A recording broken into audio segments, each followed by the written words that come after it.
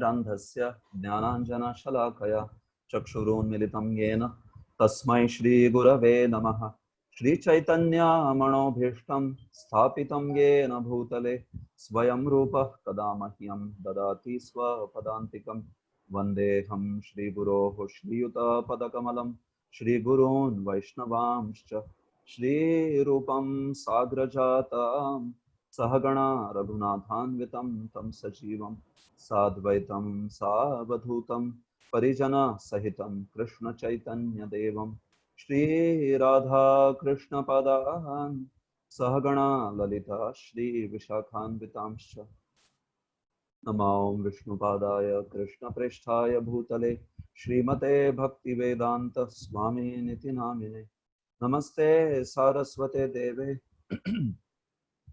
Gauravani Pracharine Nirvishesha Shunyavadi Paschatya Deshatarine Namo Mahavadanyaya Krishna Prema Pradayate Krishnaya Krishna Chaitanya Namne Gauratvishe Namah He Krishna Karuna Sindho Deenabandho Jagatpate Gopesha Gopika Kanta Radha Kanta Namostute Tapta Kanchana Gaurangi Radhe Vrindavaneshwari Vrishabhano Sute Devi Pranamami Hariprige Vancha Kalpa Tarubhyascha Kripa Sindhubhya Evacha Patitanam Pavanebhyo Vaishnavebhyo Namo Namaha Jai Shri Krishna Chaitanya Prabhu Nityananda Shri Advaita Gadadhara Shri Vasadi Gaura Bhakta Vrinda Hare Krishna Krishna Krishna Hare Hare Hare Rama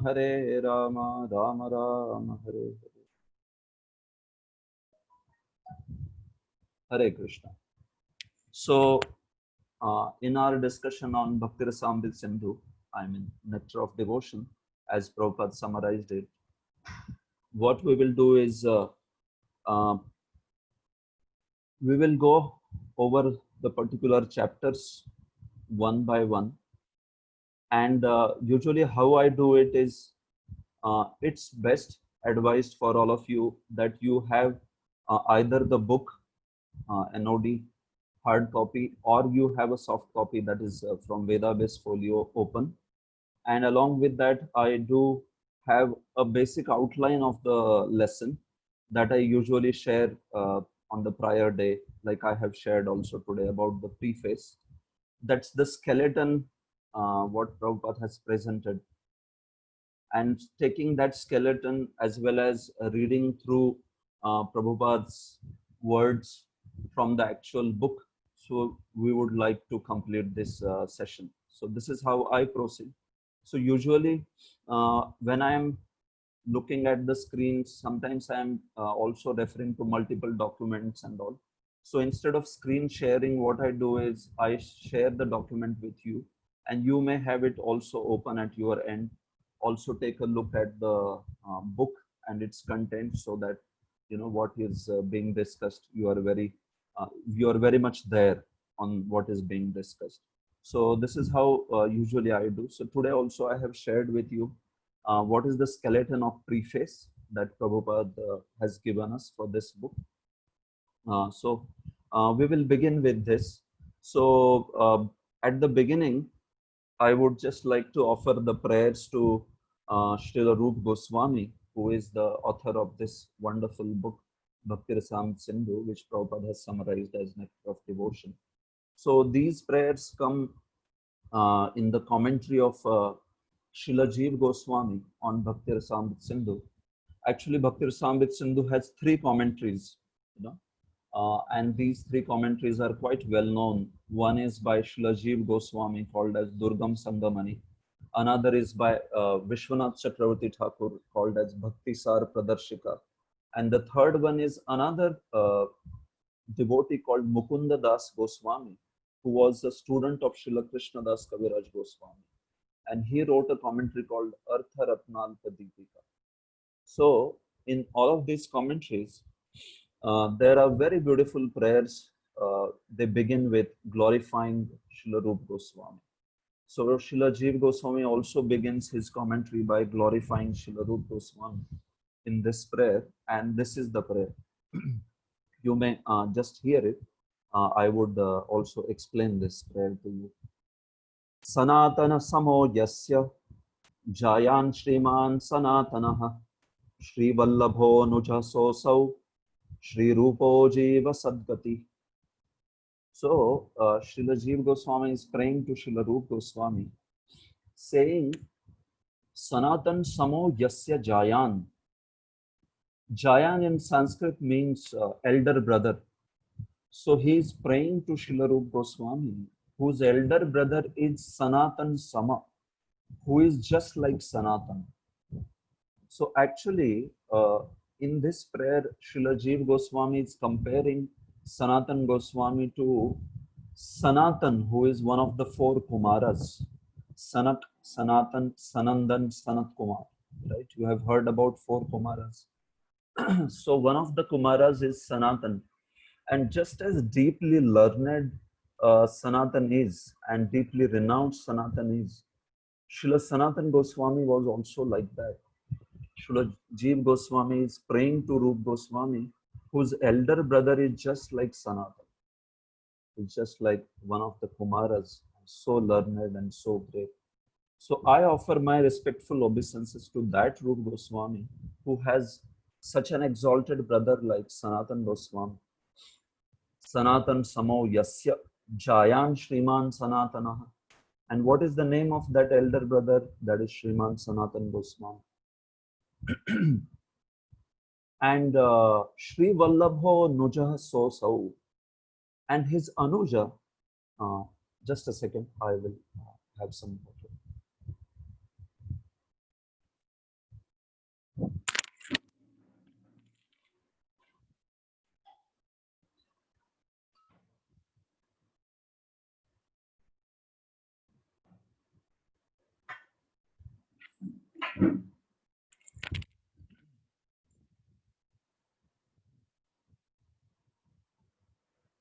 Yes, so I was saying, and he is also praying to Rupa Goswami, whose Anuja, whose younger brother is Sri Vallabha. As you know, Agraja is elder brother and Anuja is the younger brother. So Sri Vallabha was the younger brother of Srila Rupa Goswami, and Sanatan Goswami was elder brother. These three brothers were very famous, right? So let that Sri Rupa Goswami be Jiva Sadgati. He says that let that Srila Rupa Goswami be the destination of Jiva. And this is a very interesting pun. This is called as a Shlesha in Sanskrit. Shlesha means when you use a word, there are multiple meanings, more than one meaning in that. So when he says Rupa Goswami as Jiva Sadgati, it means that Srila Rupa Goswami is the destination for Jiva Goswami, or it can also mean he is the destination for all the Jivas. So that is all of us, not only Srila Jiva Goswami himself, but Jiva Sadgati, Jivanam Sadgati. He is also a destination for all the Jivas. So by offering these prayers, he is also offering all of us at the lotus feet of Srila Rupa Goswami, who is actually the Acharya of our Sampradaya. So when we are beginning to learn this book, who is so mercifully presented by Srila Prabhupada to us, we offer our respectful obeisances, in fact, offer ourselves at the lotus feet of Srila Rupa Goswami by saying that let that Srila Rupa Goswami be Jiva Sadgati, let he be my destination, let me achieve the lotus feet of that Rupa Goswami, as we also pray in our regular prayers, right? Shri Chaitanya Mahabhishtam Sthapitam Yena Bhutale Swayam Rupa Kadamahyam Dadati Swapadantikam. When that Rupa Goswami will award me the shelter of his own lotus feet, like that. So this is a beautiful prayer with which Srila Jiva Goswami begins. And also there is another prayer which I would like to say in the beginning, just to seek Rupa Goswami's blessing so that we understand this subject matter. And this is by Mukunda Das Goswami, where he says, Durgamam Sugamam Tatvam Bhaved Yasya Prasadatah Radha Krishna Rase Magnam Srimad Rupam Namamitam. So he says, Durgamam Sugamam Tattvam. bhaved yasya prasadatah.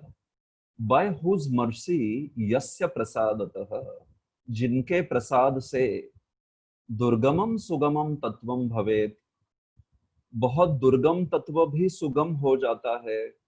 By one whose mercy even the great difficult tattvas of rasa, tattvas of bhakti, tattvas of guru become very easy to understand. You know that Rup Goswami, Radha Krishna Rase Magnam Srimad Rupam Namamitam. I offer my respectful obeisances to that Rup Goswami, who is always immersed in Radha Krishna Rasa. He is always immersed in remembering always the wonderful pastimes, Nam, Rupa, Guna, Leela of Shri Radha and Krishna. Because we know all the Goswamis are very exalted devotees of the Lord who were constantly immersed in remembering Radha Krishna pastime. But as sadhakas, as somebody who wants to understand this great literature called Nectar of Devotion, we seek that particular mercy of Srila Rupa Goswami by which even the Durgama, very difficult to understand Tattva, becomes Sugama, becomes very easy. So that Rupa Goswami, we offer our obeisances. So in this manner, actually we have initially this right mood with which we approach the lotus feet of Sri Rupa Goswami and all our previous acharyas, especially in the light of how they have explained Srila Rupa Goswami's Nectar of Devotion. And especially Prabhupada, who has actually given us such a simple, such a straightforward explanation of this great treatise called Bhakti Rasamrita Sindhu. So we also offer our respectful obeisances to Srila Prabhupada's lotus feet, who has actually, by whose mercy only, in fact, we are here, right? I mean, many of us, we would be in what sort of professions or in what sort of occupations if we would not have come to Srila Prabhupada's lotus feet. But just because we have got mercy of Srila Prabhupada, so although we might be in many different professions and all that, but our main focus in life is actually, trying to advance in devotional service. So we take this opportunity also to offer our respectful obeisances to Srila Prabhupada, by whose mercy we are able to study these literatures and try to understand something. Otherwise, I mean, for many of us, we had not even heard about what is Bhakti Rasamrita Sindhu and all, right? I used to study a lot of spiritual subject matters even before I became devotee, but I had never heard about Bhakti Rasamrita Sindhu, this particular scripture, right? I mean, you hear about Bhagavad Gita and some of the Vedic literatures which are more famous and all, but actually such a wonderful treatise which is explaining entire concept of bhakti in such succinct manner. This is just by mercy of coming in touch with ISKCON and coming in touch with Srila Prabhupada. So we express our gratitude for this to Srila Prabhupada and all the previous acharyas. So now coming to Bhakti Rasamrita Sindhu and especially Nectar of Devotion. So this is one of the books of Bhakti Shastri for all of you. Out of the 4 books, Bhagavad Gita, the Nectar of Devotion, Nectar of Instruction, Ishopanishad. This is one, Nectar of Devotion. And as you know, in Vedic times, there is something called as Prasthana Traya.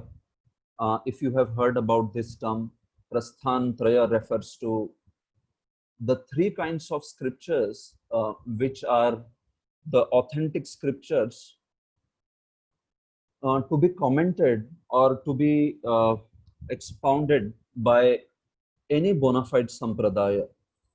Any bona fide sampradaya, like there are 4 Vaishnava sampradayas which are famous. There is Brahma Sampradaya, there is Rudra Sampradaya, there is Shri Sampradaya, and there is also Kumar Sampradaya. So any sampradaya should have its philosophy based upon 3 kinds of books called as Prasthantraya, or also known as Shruti, Smriti, and Nyaya. And I'm sure you have heard these terms. So Shruti refers to the Vedic scriptures which are heard. Smriti refers to those scriptures which are remembered, Smriti as the name suggests. And Nyaya refers to those scriptures which are especially understood in a very logical exposition style. So what Prabhupada did to us was in giving us all the books which are there in Bhakti Shastri, and especially the further programs, Bhakti Vaibhav and Bhakti Vedanta, Prabhupada has made sure that our study of Prasthanatrayi gets completed. Because this is how a traditional study of Shastras is done. So if you see, Ishopanishad refers to the Shruti category in the Vedic literature. And if you take Bhagavad Gita, it refers to the Smriti category. And especially what is studied in Bhakti Vaibhav and Vedanta Bhagavatam refers to the Nyaya category. So because we know that for us, Bhagavatam is natural commentary on Vedanta Sutra. In case these are a lot of terms for you and these are new terms for you, so don't worry about this. I would bring in this discussion many times in the course as we go ahead. So for some of you, if you find this is okay, Shruti, Smriti, Nyaya, Prasthantraya, what's going on, so don't worry about it. We will have this repeatedly discussed, and so that you will be very clear with what we are speaking. So what Prabhupada did is he gave us Shruti, he gave us Smriti, and he also gave us Nyaya in Srimad Bhagavatam study, like that. And especially about how bhakti is to be practiced, Prabhupada gave us Nectar of Instruction, Nectar of Devotion, and also Chaitanya Charitamrita. So these are books especially which are cardinal to our own sampradaya. These are written by acharyas of our own tradition, and they're very, very important for us to understand how bhakti is performed. What is the way, what are the different types of bhakti, how is bhakti performed, what are the various limbs of bhakti, how do I understand whether I'm performing a mixed devotional service or a pure devotional service. So all this becomes very, very important for a sadhaka, like that. So this is why study of Bhakti Rasamrita Sindhu, Nectar of Devotion, becomes extremely important, because our path is the path of bhakti, isn't it? We are following the path of bhakti yoga. So if we don't understand what are the nuances of bhakti, what is actually the real bhakti, it might very well be the case that we are doing something else in the name of bhakti. So that's why such clear-cut definitions, precise definitions are given of bhakti, so that we understand actually, am I performing bhakti or am I performing something which is not yet coming to the standard of bhakti. So you would be amazed to see what kind of definitions they are there in Bhakti Rasamrita Sindhu, in the Nectar of Devotion. What kind of precision is there? Just the definition of bhakti itself. I being part of a Shastrik Advisory Council, I do also study a lot of other sampradayas and their philosophies. And I can tell you the definition of bhakti, the way it is defined in Gaudiya Vaishnava Sampradaya, is unparalleled actually. You see Ramanujacharya's definition of bhakti, you see Madhva's definition of bhakti, you see Vallabhacharya's definition of bhakti, or anybody else's definition. And you see what Rup Goswami has given in the definition of bhakti, Annabhilashita Shunyam. It is a way, it's way beyond any other definition. Again, this is not to minimize any other sampradaya, but this is just to compare and make us realize what we have got actually. In Gaudiya Vaishnava Sampradaya, the kind of, just the definition of bhakti, I am saying, it's so profound that it's actually thrilling to see that how Rup Goswami has taken care of so many aspects of bhakti. Similarly, when you move on, the characteristics of devotional service, then the crystal clear clarity of what is sadhan bhakti, what is bhava bhakti, what is prema bhakti. Within sadhan bhakti, there are two categories, Vaidhi and Raganuga. Such a systematic analysis of bhakti. It's unparalleled actually, like that. So what I'm trying to tell you is actually we are very fortunate to be part of Gaudiya Vaishnava Sampradaya and Srila Prabhupada's movement, because indeed the treatment that is given for any topic actually we you see in our sampradayas the way Krishna Tattva, Guru Tattva, Bhakti Tattva is being explained is really unparalleled. So just as sometimes you in your academics or in your professional courses, we are sometimes very happy to be an alumnus of a very prestigious institution, right? Like people pass out from very prestigious universities like Yale University or Harvard or Princeton, so when they're introducing, they're very happy to introduce themselves by saying, I am a graduate from Yale, or I'm a graduate from Princeton, right? You see that people make sure that you understand that you are a graduate from this particular university. So similarly, actually, we are alumni of Gaudiya Vaishnava Sampradaya. And we are alumni of Prabhupada's International Society for Krishna Consciousness. And we are very happy and we find ourselves very privileged, very happy to be part of this Sampradaya. And the more you will study our Shastras, more you will get convinced of this particular point. So this is where the scriptural understanding becomes very important, because we have to know what we have got. Sometimes we are offered some great privilege, great fortune, but we may not realize that actually what we have got. So then it's quite likely that we may take it cheaply, or we may just not be so serious about it. So what happens by scriptural study is actually we do understand that what we have received is such a great fortune, and we value it, we cherish it. So for a sadhaka, understanding of bhakti is absolutely essential to progress. But what I'm trying to say is also the other point, where if we want to value what we have got, we must study scriptures very scrutinizingly, very deeply, right? Prabhupada used to say that if you want to please me, distribute my books. But Prabhupada at another point said, if you want to know me, read my books. That was Prabhupada's point.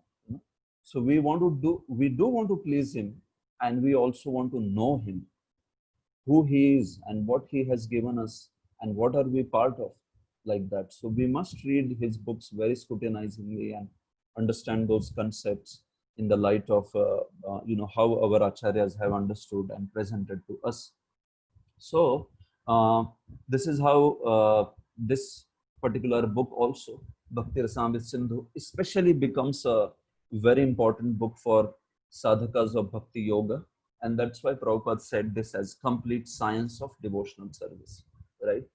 That's how Prabhupada put a tagline under Nectar of Devotion, the complete science of devotional service.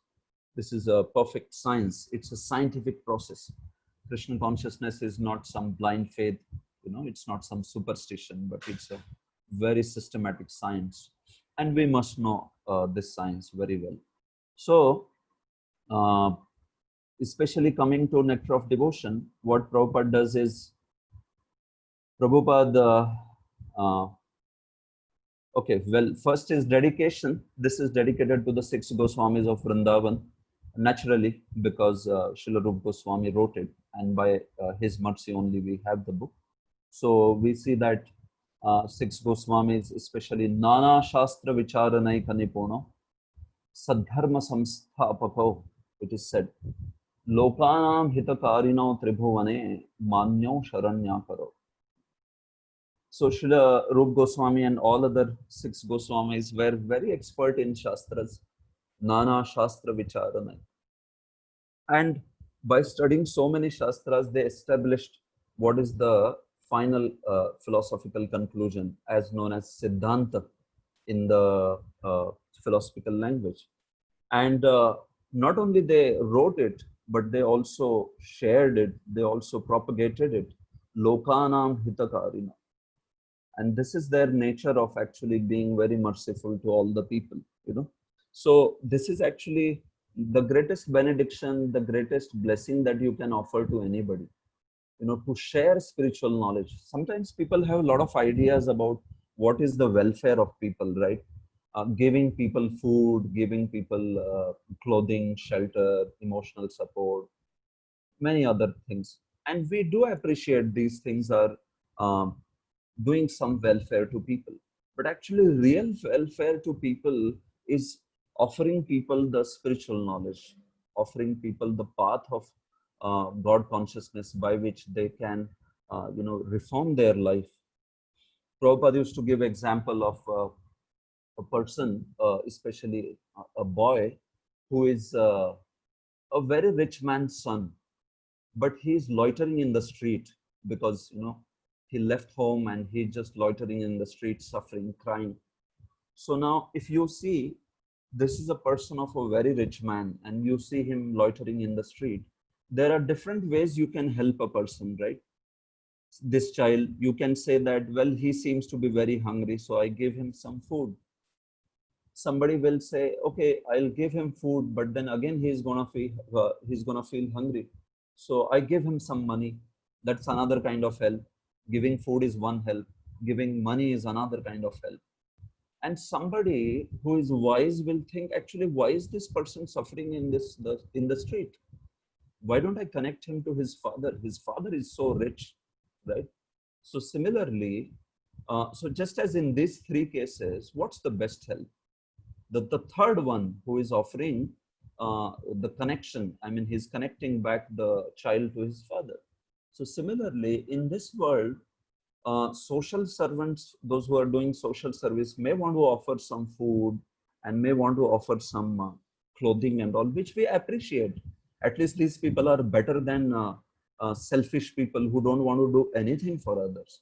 But then greater than that is actually if somebody can connect a person to his father, to his supreme father, that is to supreme Lord, by sharing the spiritual knowledge. So that's the greatest benediction. And that's how whenever acharyas have written scriptures, have given spiritual knowledge, that is considered the greatest hita, greatest welfare for anybody that you can offer. That's why there is so much glorification, lokanam hitakarino and all that. Why? Because actually what they have offered is a way out from this suffering condition of material world. That's the greatest thing actually. That's why even gopis pray like that, right? Tava kathamritam tapta jivanam kavibhiriditam kalmashapaham shravanamangalam shrimadatam bhuvi grinanti ye bhurida jana. Bhuvi grinanti ye bhurida jana. Those janas are bhurida, those are the most munificent ones, most magnanimous ones, which bhuvi grinanti ye, which actually glorify Krishna and share this knowledge of Krishna consciousness with others. So that's the greatest benediction actually in life. And whoever is presenting us that, we are most grateful to those people, that they are our greatest well-wishers actually.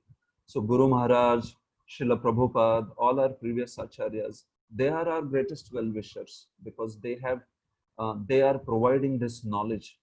In this world, the problem is not so much about hunger. It's not so much about not having enough money.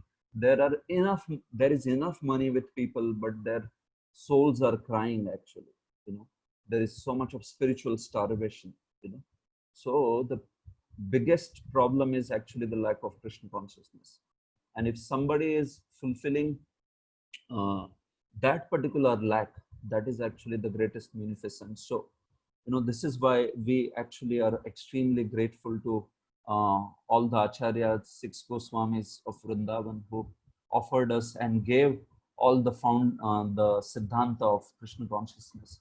Actually, it's basically 6 Goswamis who have given us the Siddhanta of Gaudiya Vaishnava Sampradaya and the whole philosophical understanding. And Prabhupada ji comes in that line. So Prabhupada ji is giving us that Siddhanta in a most relevant way, in a way that we all can understand and appreciate, as per the time, place, and circumstances. So if you see, after dedication, there is preface, which is given by Prabhupada. So what I'll do is I will have a discussion on preface, and at the end we can have some questions. In other sessions, I may not have a very long session and then take questions at the end, but this is just a preface in which Prabhupada discusses primarily about life of Rupa Goswami. So I will take questions only in the end. In the further sessions, because there is a lot of philosophical discussions, I would stop after 45 minutes and ask for questions. Then again, we would discuss for 45 minutes and again have questions. So I would split in that manner. For today, I would just end the discussion with preface and then take questions. So in case you feel it's a long monotonous thing going on, so just for today, otherwise I would have a break, and in between we can take questions like that. In case any of you have trouble with hearing me or anything, please do ping me or put it in, just tell me that in case you are not able to hear or anything, so that I am aware. Okay, so we looked at preface, and I'm sure you are shared the document which is about the skeleton of preface, what is there in preface. I had asked Anand Shesh Prabhu to share that. So you may just open that document, which has the main points which are there in the preface. And I'm also looking at the book itself, Preface from Nectar of Devotion. The entire overview of Nectar of Devotion, what it consists of and all, that will be done in introduction.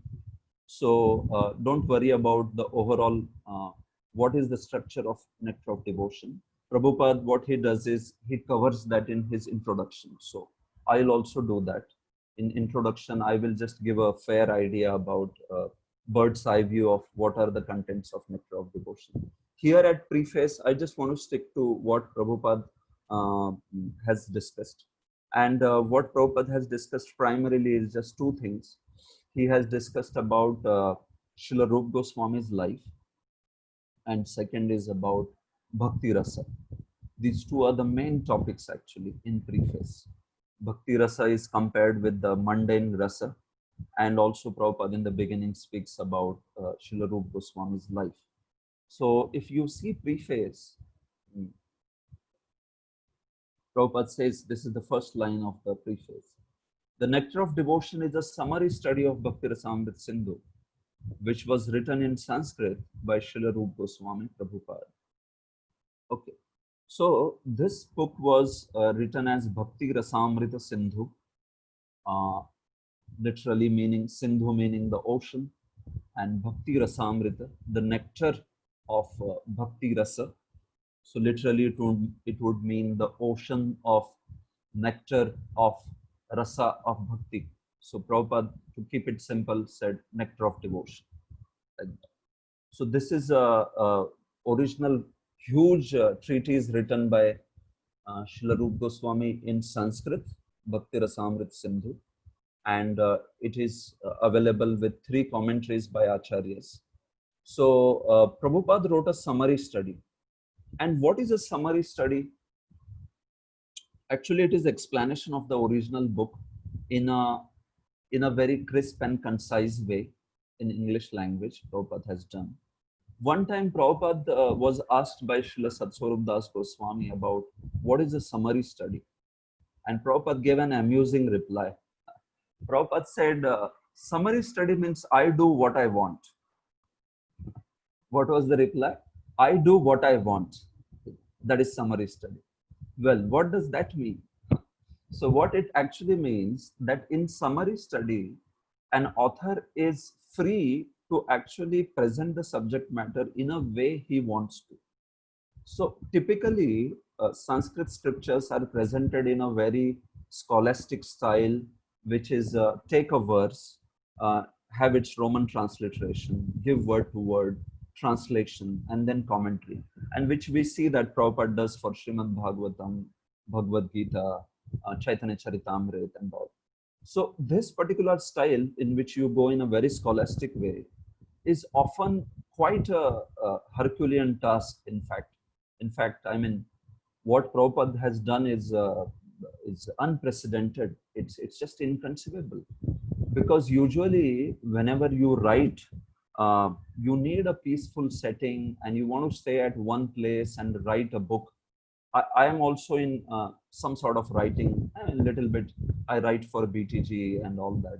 And I see that whenever you, and I'm sure many of you who also write will have this experience, you need a very peaceful setting for writing actually.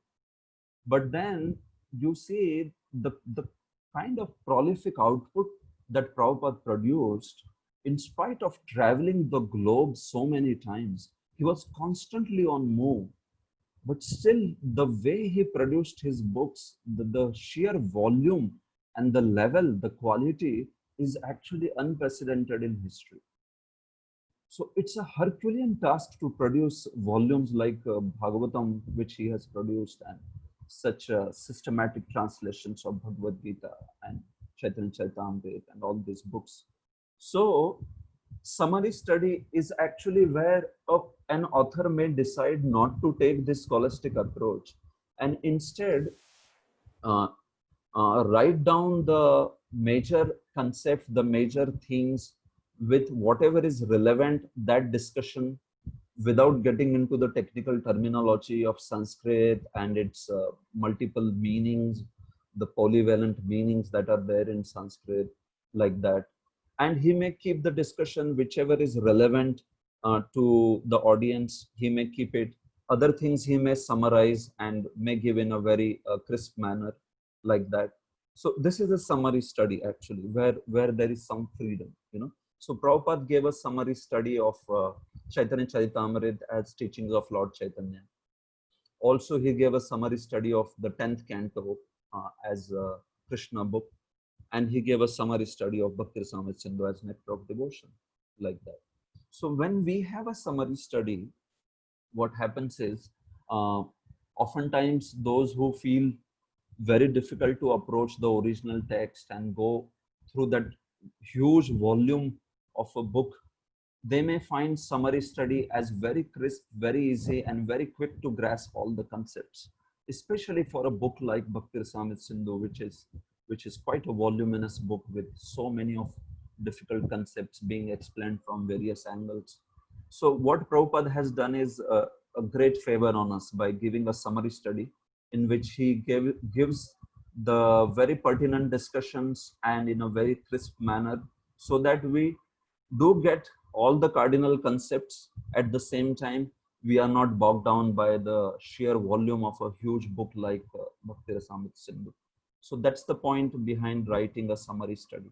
Now, when a summary study is there, it's not necessarily the case that we are not supposed to read the original book. No, just as Prabhupada gave summary study of Krishna, and he also gave a 10th canto of Srimad Bhagavatam. Similarly, if Prabhupada was here for more years, and he would have surely offered also Bhakti Rasamrita Sindhu's entire verse by verse translation, like that. So as we understand, summary study means Nectar of Devotions concepts very nicely, the way Prabhupada is explaining very beautifully, then the serious readers also may go ahead and study the entire Bhakti Rasamrita Sindhu in its entirety as you go ahead further in devotional service. So in Bhakti Shastri level, we study only the first 19 chapters of Bhakti Rasamrita Sindhu of Nectar of Devotion. And the further sections, the further 3 sections, they are actually studied further. I mean, they are studied at the later part of our life. So because those concepts are a little more esoteric and it needs some amount of understanding of Srimad Bhagavatam, and also about the some practice of bhakti before we start understanding rasa and mukhya rasa and gauna rasa, all those concepts of Bhakti Rasamrita Sindhu. So we will focus naturally on first 19 chapters in Nectar of Devotion, which is the stipulated syllabus for Bhakti Shastri. So what I'm trying to say is also, but for those of you who are serious readers and who want to go in greater depths of Bhakti Rasamrita Sindhu, you are not discouraged to study the entire text as it is available also with few translations and all that. But right now, here in Bhakti Shastri, we will focus on Nectar of Devotion, the Prabhupada's purport, and understanding in a way how Prabhupada is explaining certain concept very properly. So that's about the summary study. And actually great benefit of such summary studies, probably more people have studied Nectar of Devotion actually than probably it would have been there when it was an original text. Because of it being a summary study, we see that so many people have thousands of people have studied Nectar of Devotion and have got benefited by these concepts of Nectar of Devotion. So Prabhupada introduces us to the book, and Srila Rupa Goswami, in the initial part of the preface, he tells about how Rupa Goswami's life was such a wonderful life. So as you know, Srila Rupa Goswami was uh, actually Amar. His prior name was Amar. They were all sons. They were all sons of one Kumar Bhatta, Kumar Dev Bhatta, and Mataji Revati Devi, Mother Revati Devi. So these parents of Srila Rupa Goswami, they had 5 sons and 1 daughter. So the 3 sons, Amar, Santosh, and Vallabha, were quite well known. Amar was actually who later went on to become Rupa Goswami. Santosh was Sanatan Goswami, and Vallabha is, Vallabh. Anupam, as Chaitanya Mahaprabhu called him. So these 3 were actually born in very great Saraswat Brahman family from South India. But a few generations back, they had shifted to West Bengal. And that's how Srila Rupa Goswami, Sanatan Goswami, all of them, they were raised in West Bengal. Or whatever, East Bengal right now, the part of Bengal that's there. So when Srila Rupa Goswami, I mean, that time he was actually Amar and Santosh, they were so well known, actually, they were so intelligent uh, and so aristocratic, so much virtuous, that they were known as a Raja Shishta. Raja Shishta, actually, those who are, the best of the Shishtas. In Sanskrit, these 2 words are there, Shishta and Dushta. So Shishta is one who is a gentleman, one who is learned in Shastra, and Arya. So they were the best of Aryans. They were the best of learned people of Vedas. So well known they were, and so much loved they were, that the news reached to Nawab Hussain Shah, who was the ruler of Gauda Desh that time. The part of Bengal is known as Gauda. So he was ruling, and he got to know about these 2 brothers, Roop and Sanatan, or Amar and Santosh those days. So he decided that if I have these 2 men in my kingdom, in my court, then it would be my kingdom would flourish, and it would also be very easy to actually politically win over everybody else, because these 2 boys are extremely intelligent and very qualified. So what this Nawab did is, he came and threatened Rup Goswami and Sanatan Goswami, saying that if you don't convert to Islam and if you don't join my service in my court, what I'll do is I will torture all the Vaishnavas and kill them. I will torture all the Brahmanas, vandalize their property, and I will kill the Vaishnavas. So although Rup Sanatan were not at all willing to join Nawab Hussain Shah and serve him, although he was the king, but because they were very worried that Vaishnavas should not be tortured and killed, and also just as a sacrifice, just to protect all of them, Srila Rupa and Sanatan, they joined the Nawab Hussain Shah's court, and then they were actually converted to Islam there, and they were given the titles of Dabir Khas and Sakhar Malik. So you must have heard about this. Dabir Khas was actually Srila Rup Goswami, and Sakar Malik was Srila Sanatan Goswami. So in this way, they started serving Nawab Hussain Shah, actually, although they were most unwilling, just to save the Vaishnav community like that. So although they were serving in Mohammedan government under this Nawab Hussain Shah, they were actually extremely Krishna conscious. In fact, they are pure devotees. We do understand they are pure devotees from their birth, and they were extremely Krishna conscious. What they did is, even though they were serving Nawab Hussain Shah, they had continued to practice their bhakti. They made a Gupta Vrindavan, a place of pastimes of Lord Krishna, and they were always discussing Srimad Bhagavatam and scriptures and all that with devotees. And Nawab Hussain Shah didn't mind it, because they were doing their job so first class. By both of their help, Nawab was able to actually rule very efficiently. So Nawab Hussain Shah didn't mind them doing all these activities of Krishna consciousness.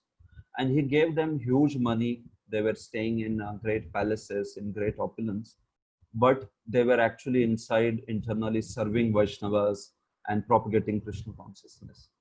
In fact, much before Rup Goswami met Sri Chaitanya Mahaprabhu, he had already written a lot of books on devotional science. There is a famous book of Rup Goswami called Hamsa Duta, very beautiful poetry, extremely well known, just as Kalidas's Meghadut is well known, and similarly Dandi's Pavan Dut is well known. These are like Sanskrit's very famous poems. So the third one is Hamsaduta by Srila Rupa Goswami, and it is put into the same kind of level and category.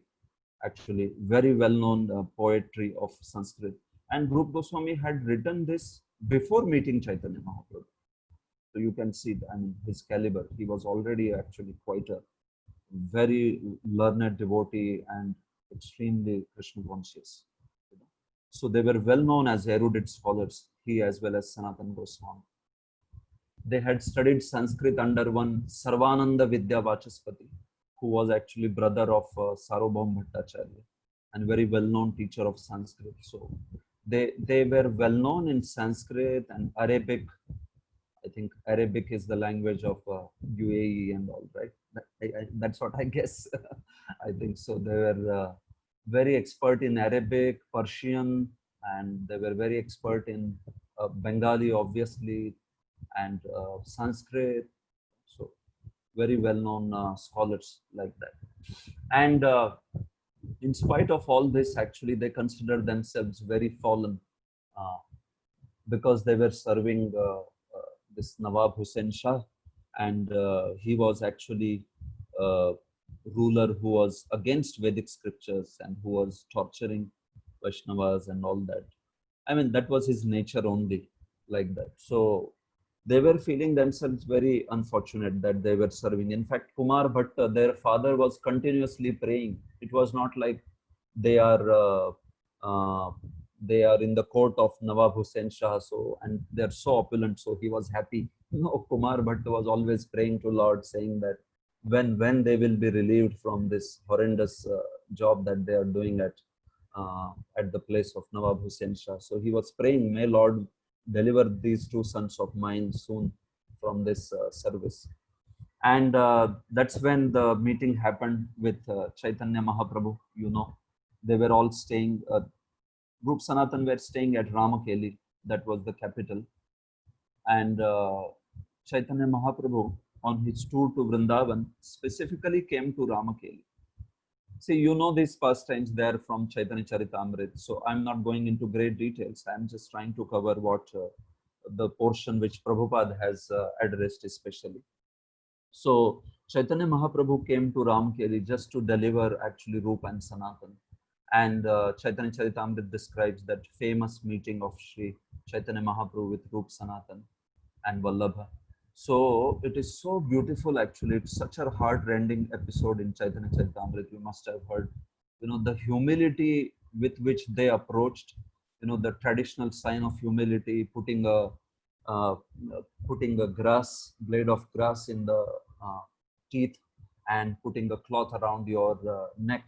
They fell at the feet of Chaitanya Mahaprabhu and started crying, saying that actually we are the most fallen. We are more fallen than Jagai and Madhai, they said.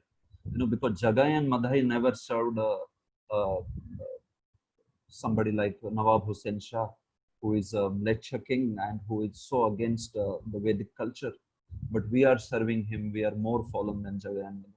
Chaitanya Mahaprabhu lifted them up and started crying, saying that please, please don't say such words. He said that Tomar daine more fate more man. Actually, don't say this. Your humility is breaking my heart. It's tearing apart my heart.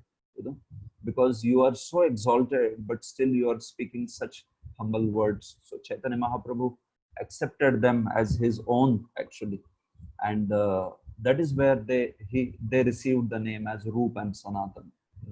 So Dabir Khas became Rupa, and Sakhar Malik became Sanatan.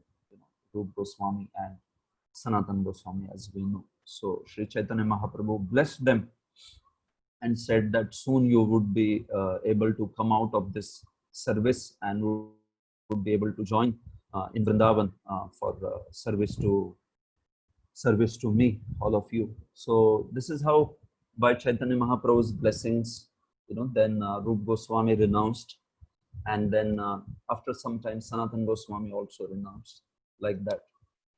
So by Chaitanya Mahaprabhu's mercy, they were raised to the position of Goswami. Srila Prabhupada also says this in his purport, in his preface. He says that actually by Chaitanya Mahaprabhu's mercy, they were raised to the position of Goswami, like that. Of course, they were already at the level of Goswami, but in that condition where they were actually ostracized from the society because of serving Amritsar, but they were reinstated by Chaitanya Mahaprabhu as Goswamis. So actually, this is Krishna consciousness. Prabhupada says that. Sometimes some people have this idea that Krishna consciousness is only meant for certain people who are born in a Brahmin family, or who are born in India, or like that. But actually that's not the case. It's for everybody. Krishna consciousness is Jiver Swarup Hoy Krishna Nityadas. Krishna consciousness is for everybody. So Prabhupada tells that Chaitanya Mahaprabhu himself established this principle that Jai Krishna Tattva Vetta Sei Guru. One who he's actually practicing Krishna consciousness, one who has accepted those principles, he should be accepted as a Vaishnava. Like that. It doesn't depend upon any birth, doesn't depend upon any caste or anything like that. But as soon as one decides and begins to practice Vaishnava ideals, one should be accepted as a Vaishnava, practicing Vaishnava, irrespective of the caste and creed or the place, color, sex, which he comes from, whatever. Those are all immaterial things, like that. Krishna consciousness is meant for everybody. And Prabhupada does mention this thing that Chaitanya Mahaprabhu himself has established this principle that actually Krishna consciousness is for elevating everyone. So Rup Goswami's exemplary distribution of his wealth before renouncing is also spoken by Prabhupada. Prabhupada speaks about it, that how he divided his money before he left to serve Chaitanya Mahaprabhu full time. So 50% of his wealth he distributed to devotees, and then 25% he gave to his relatives, and 25% for personal difficulties and emergency expenditures. So we know that by using this money that was kept by Rup Goswami, later Sanatan Goswami could also free himself from service of Nawab Hussain Shah and join Sri Chaitanya Mahaprabhu full time. So Rup Goswami then, after he left the service of Nawab Hussain Shah, he met Sri Chaitanya Mahaprabhu at Prayag in Allahabad, prior Allahabad, now well known as Prayag. So, and there at Dashashwamedh Ghat, Sri Chaitanya Mahaprabhu instructed him for 10 continuous days in the various aspects of devotional service. especially in about bhakti, about the rasa tattva, all these aspects. And Mahaprabhu actually explained to him in a concise way about all these concepts of bhakti and told him to expand on it, because Srila Rupa Goswami was already a very learned scholar of Shastra. So Chaitanya Mahaprabhu told him that actually I am literally explaining you even just a drop of this whole bhakti tattva, and you please expand it, because bhakti tattva is so huge like that. So then Srila Rupa Goswami, later coming in Vrindavan, he actually elaborated on what Lord Chaitanya taught him in 10 days.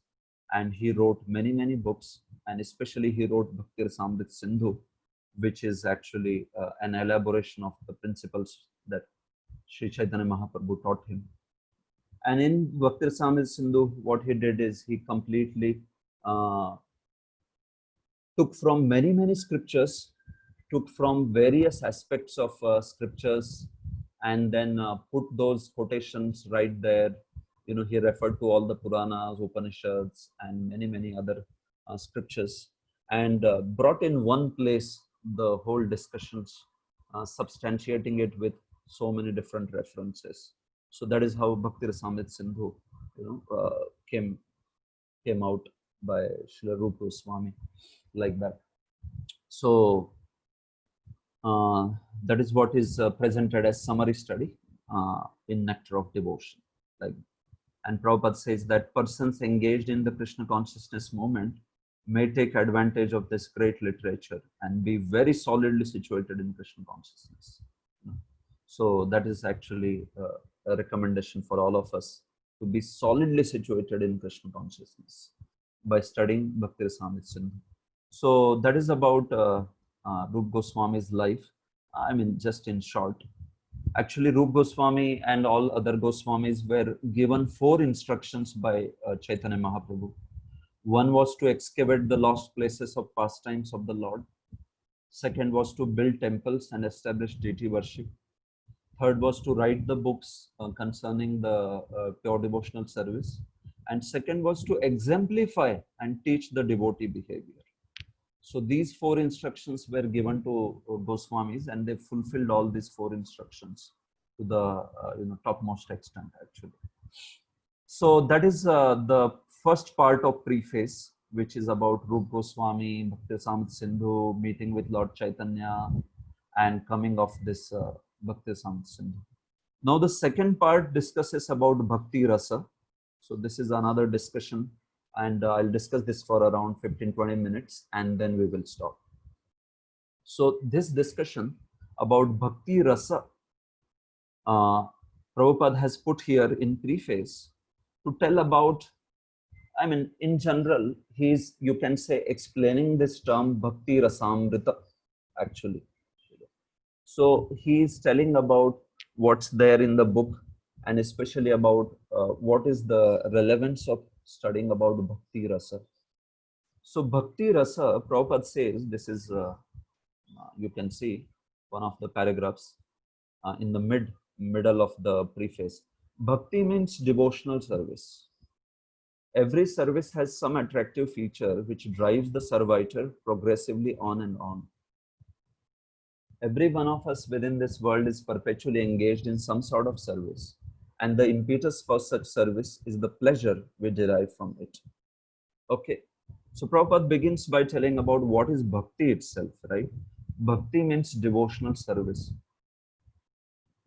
And this is one of the amazing translations by Srila Prabhupada of bhakti.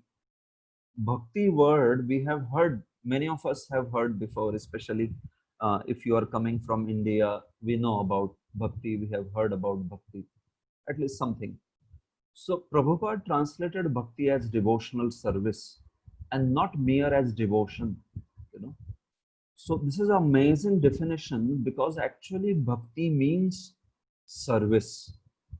Oftentimes devotion is just thought to be some kind of feeling.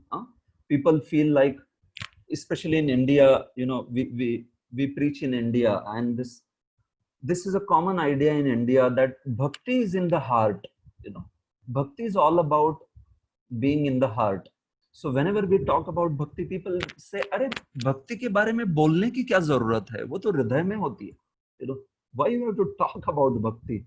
Why you have to express? Why you have to show off? You know, going to the worst extent, people say, "Why you have to show off?" Actually, we also have bhakti. हमारे भी हृदय में भक्ति है. 24 घंटा हरि नाम चल ही रहा है. Like that, people will say. So actually, if 24 hours bhakti is going on in heart, your activity should also show it. You know, it's not that the bhakti is there only in the heart and it doesn't manifest in our activities. So that's why bhakti is proper translated as devotional service, because the service means it has to be expressed physically. It has to be expressed by kaya, vacha, manasa, by body, mind, and words.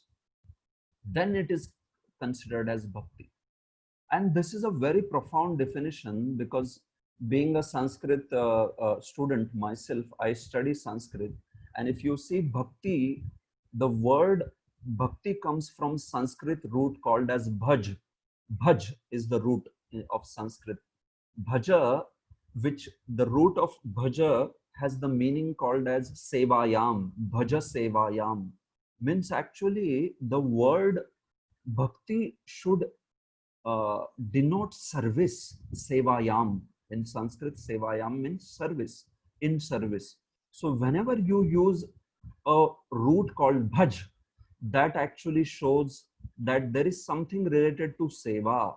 So that's why the word bhakti actually has to mean something related to seva. You know, so even from the Sanskrit side, this is a very precise definition.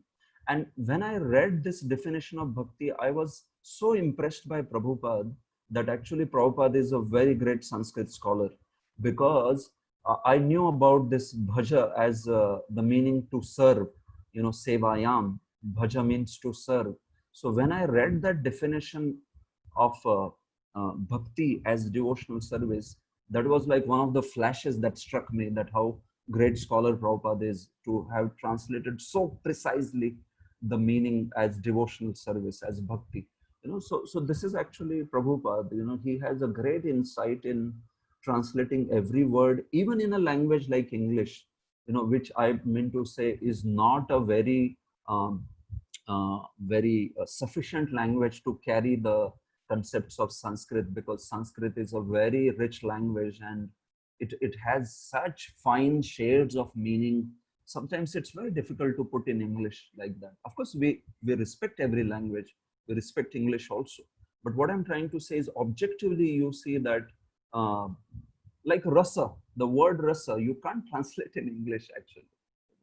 Prabhupada says somewhere close is mellow. You know, dharma, what can you translate to the dharma? You say duty, religion. No, they are actually far away from dharma. You know?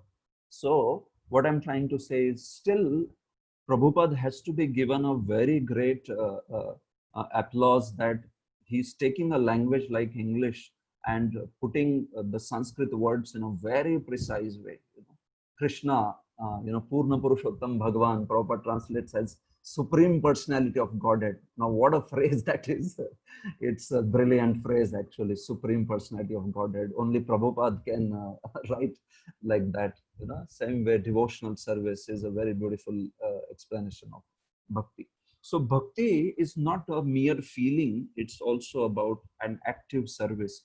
And we will see this in the definition of bhakti when we will see Krishna Anushilanam. You know, when we will see pure devotional service definition, anyabhilashita shunyam jnana karmadhyanavritam anukullena krishnanushilanam bhaktiruttama. So anushilanam especially, and that to Krishna anushilanam, there, that's where we will also see this devotional service thing. So anyhow, uh, when we talk about bhakti rasa, Prabhupada brings in a concept of rasa itself. Actually, what is rasa? Rasa is a pleasure, or it's actually a juice, as we can say even in normal language. So in any relationship, we derive some pleasure, right, out of it. So that pleasure can be called as a rasa. Of course, the rasa will be very technically defined in the later portion of Bhakti Rasamrita Sindhu. that we will see later. This is just an introduction, just to give a basic idea about rasa. So in this world, we see everybody wants to serve somebody else, right? Even if somebody wants to be a prime minister or a president of a country, actually, you see a person internally wants to strike a relationship or be with somebody else and serve him in such a way. See, what I'm trying to say is, if somebody is made an American president or whatever, president of some country, and he is put on an island where there is no one, he is alone. There is absolutely no one. So actually, who will be happy in such a situation where he is just alone? Actually, nobody else is there. Even if he is given entire world's opulence, no. We see that person will hanker for somebody. Even if a bird comes chirping there, he would like to have some dialogue with that bird also, because we all hanker for actually a relationship. We all hanker for uh, association of another person, in whose association we strike some relationship and we have some exchange of emotion, exchange of love and affection. So everybody in this world, actually, husband is trying to serve the wife, wife is trying to serve the husband, parents are trying to serve children, children are trying to serve the parents, teacher is trying to serve students, students are trying to serve teacher. You take anybody in this world, actually, it's about that mutual reciprocation, and the pleasure that one derives in that reciprocation is known as rasa. So this is how everybody in this world is hankering for some service. Although one may want to say that he wants to be the number one, actually, but the root, the below, the desire is actually to kind of strike a relationship with people and get that pleasure of reciprocation, in this particular manner.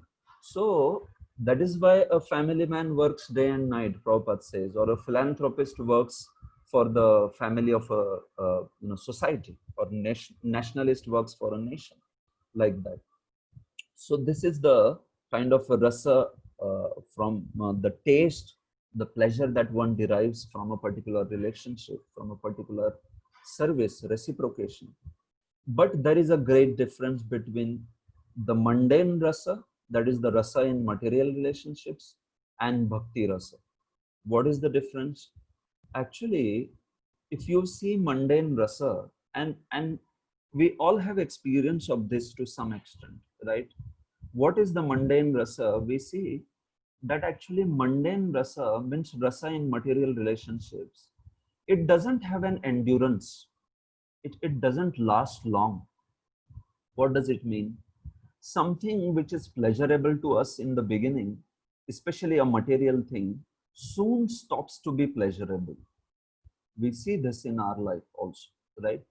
Suppose you take a simple example. You like a particular item, a food item, you know, take like my favorite is gulab jamun. So I'll take that example.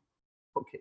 So I like gulab jamun very much. So there is a feast and you are offered a gulab jamun. I take one, very happy, delighted. Two, delighted. Three, very happy. Four, very happy. Five, oh, okay. So now I'm feeling a little bit.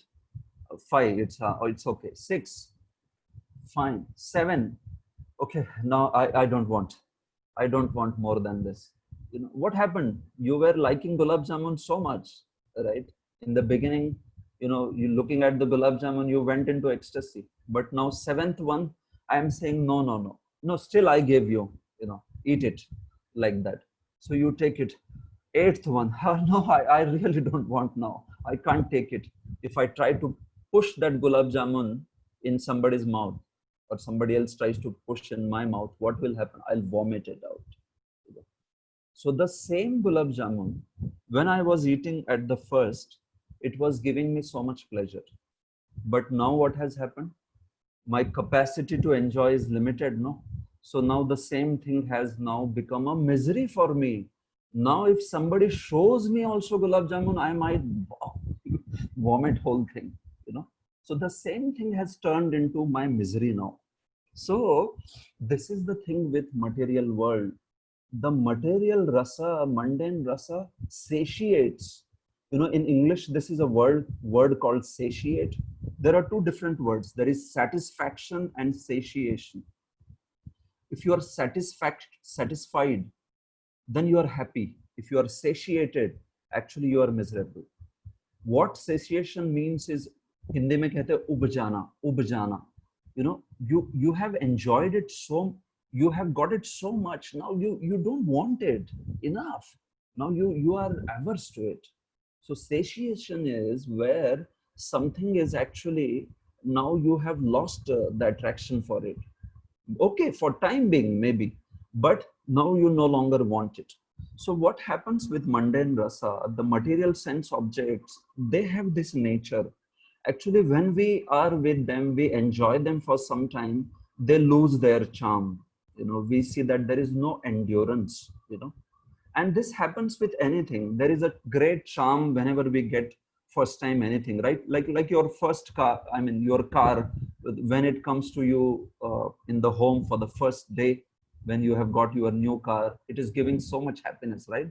You're looking at the car, oh my car, so beautiful, you know, car, my car, aham car, you know. So it is giving so much pleasure like that. But then second day, you know, third day, fourth day, 10th day, it's a normal thing now.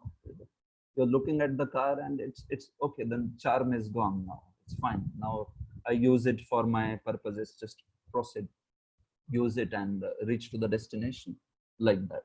So what I'm trying to say is any activity in the material world, the charm, the happiness, the pleasure doesn't last long. You know, we see that actually it will, after some time, it becomes like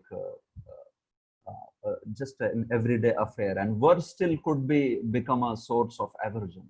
You know, even in relationships, if the relationships are complete material, we see that the same person whom we very much love in the beginning, and if we are only attached on the material platform, that same love can turn into aversion, because raga dvesha, these two are the coins or sides of the same coin.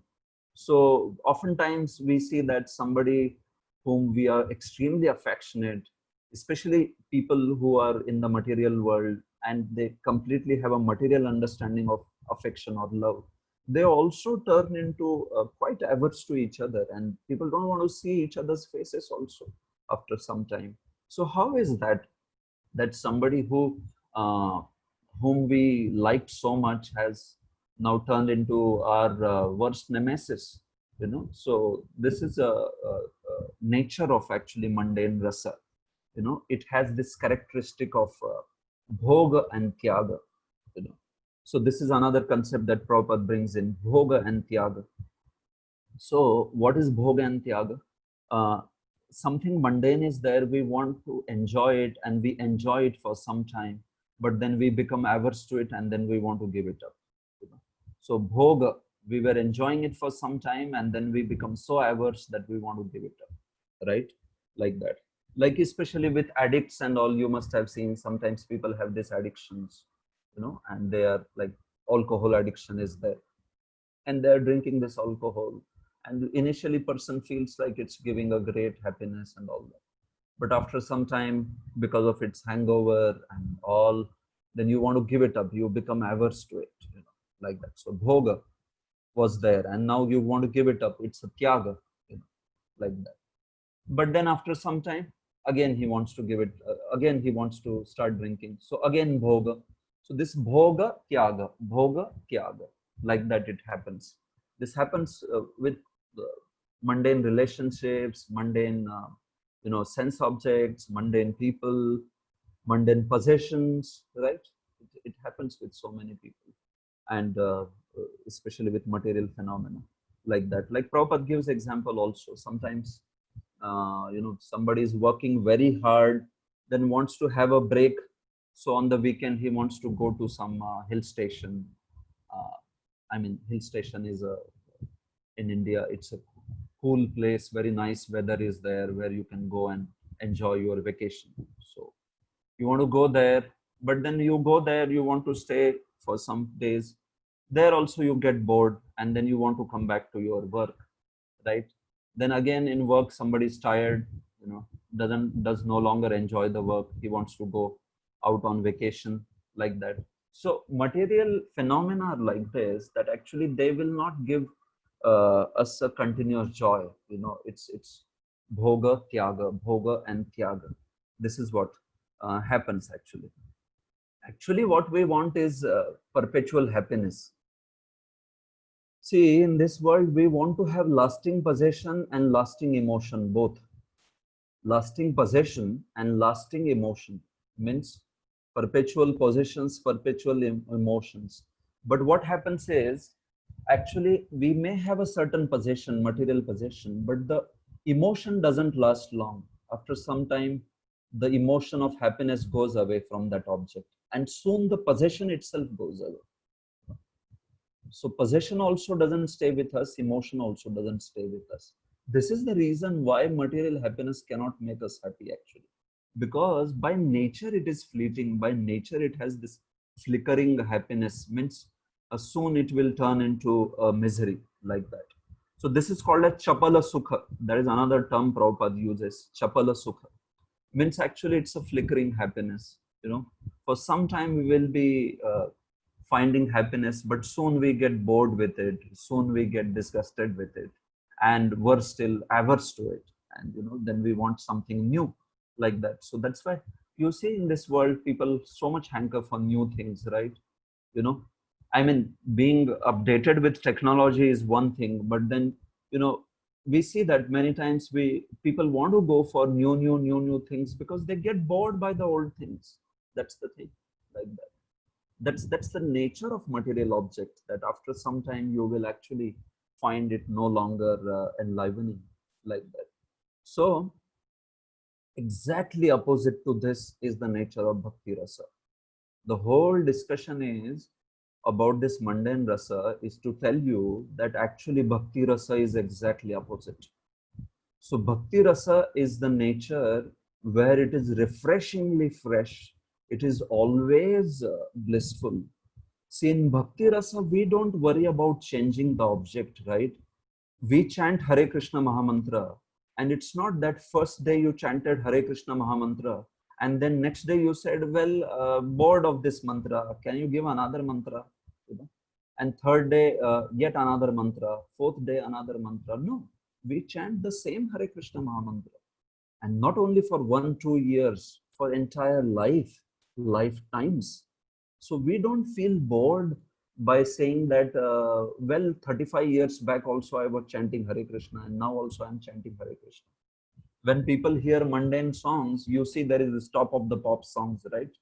You know, so people hear for some 1 or 2 weeks, and then they want a change. They want to have another song, right? That's how, you know, the charts always keep on changing, because people are bored by one particular song. But bhakti rasa is not like that. Bhakti rasa, you know, if we practice it sincerely, you will see that bhakti rasa will always produce newer and newer joy in bhakti. We don't look for another mantra, we don't look for another lord. We say, okay, now we did Krishna bhakti, now can I have some other lord now? Can I have some other Bhagwan? No, you know, we don't say that, well, I have been reading this devotional shastras so much, so give some other reading stuff. Maybe can I read Time magazine, or you know, can I read something else, like that? No, in bhakti you will find that there is joy in all the objects of bhakti, and which keeps on increasing more and more and more. This is the meaning of Adyam Purana Purusham Navayovanancha. You know, Krishna is actually Navayovanam. Means bhakti, by our practice, bhakti will give us newer and newer delight. You know, in bhakti, we will not get satiated. You know, we will not feel that, okay, this is enough and I want something else, like that. So bhakti sukha is actually amrita. It is not chapala sukha. It's exactly opposite to chapala sukha. Uh, Means bhakti is actually a perpetual mellow, Prabhupada says. It has a rasa that is actually everlasting. You know? So that's why somebody comes in bhakti then we will see that such a person will get more and more joy in bhakti, like that. Of course, initially we may feel some lack of taste, and I think you will learn this in Nectar of Instruction, that Srila Rup Goswami, just a minute.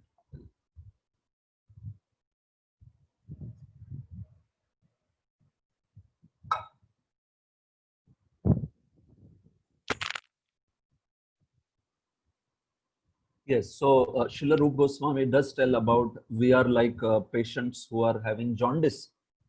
So jaundice patient, pittopatapta rasanasya, he says that in Nectar of Instruction. A person who with jaundice, if he tastes sugar candy, Sita in Sanskrit is sugar candy. So if he tastes sugar candy, he will feel bitter actually, because he is afflicted by jaundice. So Srila Rupa Goswami says that that is our condition actually. In conditioned stage, we are also afflicted by jaundice of enjoying mentality. So that's why initially we may not find bhakti very, very sweet.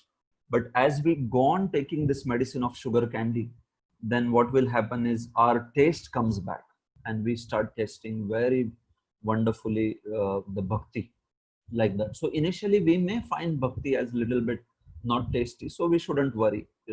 It's basically that we have the jaundice, and the Krishna Katha that we take in slowly will cure us from this jaundice of enjoying mentality, and then you feel Naam Roop Krishna Leela, Krishna's Naam Roop Guna Leela will be so nectarian. You will feel so joyful.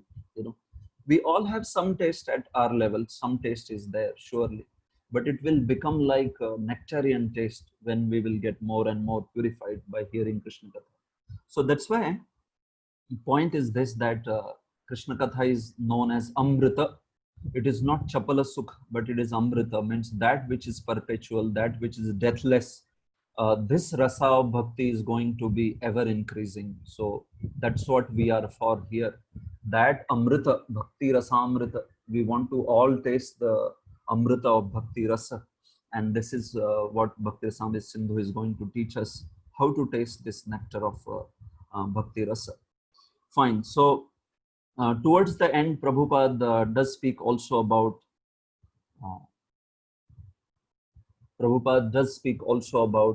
how everybody in this world wants to love someone. So this is again in the discussion of rasa only. Prabhupada is talking about how there are 5 primary rasas and 7 secondary rasas in which devotees interact with Krishna. And why these rasas are there? Because everybody in this world wants to reciprocate love. And that's why this love is reciprocated in mainly these 5 rasas, this Shanta, Dasya, Vatsalya, Madhurya, and Sakhya, these rasas. So this loving propensity actually of willing to have somebody love us and ourselves willing to love someone gets completely fulfilled when we start loving Krishna. Till the time we start loving Krishna, this propensity will not get fulfilled. Like we may want to love our wife or our husband or only our family. It may extend from there to loving society, from there to loving our state, loving our nation, or loving the whole world, the human beings in the whole world. So this loving propensity is expanding, but actually it will reach its ultimate zenith when it reaches in loving Krishna, like that. And only when it reaches that, we will actually find a satisfaction. Otherwise, people love their country, people love society, people love their family. Some people love only their dogs, no one else, like that. But we see that that love really doesn't satisfy anybody. I mean, that love doesn't actually satisfy the soul. The soul will be actually satisfied when the loving propensity reaches to Krishna. So, Nectar of Devotion teaches us how to love Krishna actually. What is that way by which we can love Krishna? What are the ways in which the devotees of Vrindavan love Krishna? what are the ways in which devotees of Vaikuntha love the Supreme Lord, and how a sadhaka should love the Supreme Lord. All this is being taught, in this Nectar of Devotion. So it's a very wonderful book for all of us to learn. And uh, Prabhupada, that's why says that actually Nectar of Devotion is going to teach us, give us this art of devotional service. He says that in the one of the second last paragraphs. This is a second last paragraph that I am reading from preface. Very beautiful appeal of Prabhupada. Prabhupada says, as far as material necessities are concerned, the human civilization at the present moment is very much advanced in living comfortably. But still we are not happy because we are missing the point. The material comforts of life alone are not sufficient to make us happy. Okay. So sometimes people have this idea that by making technological advancement only we will be happy. We don't need anything else in happy, right? Don't need anything else to be happy in this world. But actually we see that those which are technologically advanced countries also, right? Oftentimes there is so much of, objectively you can see that there is so much of crime, so much of dissatisfaction, suicide rate and divorces and all these problems. So just mere technological advancement will not actually make us happy. We have to know what to do with our life itself. Technology may give us some better standards of living, but what is art of living itself? How are you going to know that? That only the scriptures can teach, like that. So that's how Shastras always recommend that we are much beyond the animals, by knowing what is dharma, knowing what is the art of living, how should we live, like that. And that is what is being taught by Nectar of Devotion. So you see, Prabhupada says in the second last paragraph, where I ended just 2 lines later, that I am appealing herewith to such confused men, he's talking about US situation that time, to learn the art of devotional service as directed in the Nectar of Devotion. And I'm sure that the fire of material existence burning within their hearts will be immediately extinguished. The root cause of our dissatisfaction is that our dormant loving propensity has not been fulfilled despite our great advancement in the materialistic way of life. The Nectar of Devotion will give us practical hints how we can live in this material world perfectly, engaged in devotional service, and thus fulfill all our desires in this life and the next. The Nectar of Devotion is not presented to condemn any way of materialistic life, but the attempt is to give information to religionists, philosophers, and people in general how to love Krishna. That's the point. So the point is, we don't criticize technology, or we don't criticize modern advancement and all. Why we should? Everything can be used in Krishna's service, so we don't criticize. What we are against is the atheistic materialistic civilization, those who don't accept anything about God consciousness, and those who say that a goal of life is just to enjoy the senses. So that is what we are against. So Prabhupada is saying Nectar of Devotion will teach us to how to perfectly engage in devotional service and be happy in this world, and at the same time, living in this world, achieve the abode of the Supreme Lord, achieve all our cherished desires of achieving the Lord's abode.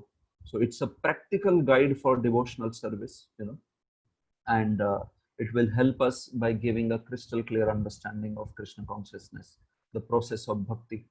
So this is like watering the root of a tree, Prabhupada's famous example, right? Till the time we don't water the root of a tree is surely going to get dried up. Similarly, till the time we don't start loving Krishna, we will not feel happy in this world. Prabhupada gives examples of watering the root of a tree and taking the food and putting it in mouth, right? If you don't put food in the mouth, you put it in ears or nose. These are all the holes of the body, but you have to put it in the mouth. Then you will feel nourished. So similarly, by loving Krishna, actually, we will see that we will be able to love the whole world, and in this way perfect our lives. So that's all about the preface, and I'll stop here.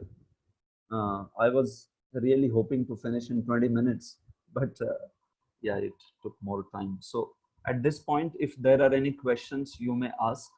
And once questions are over, then we will part off. Hare Krishna.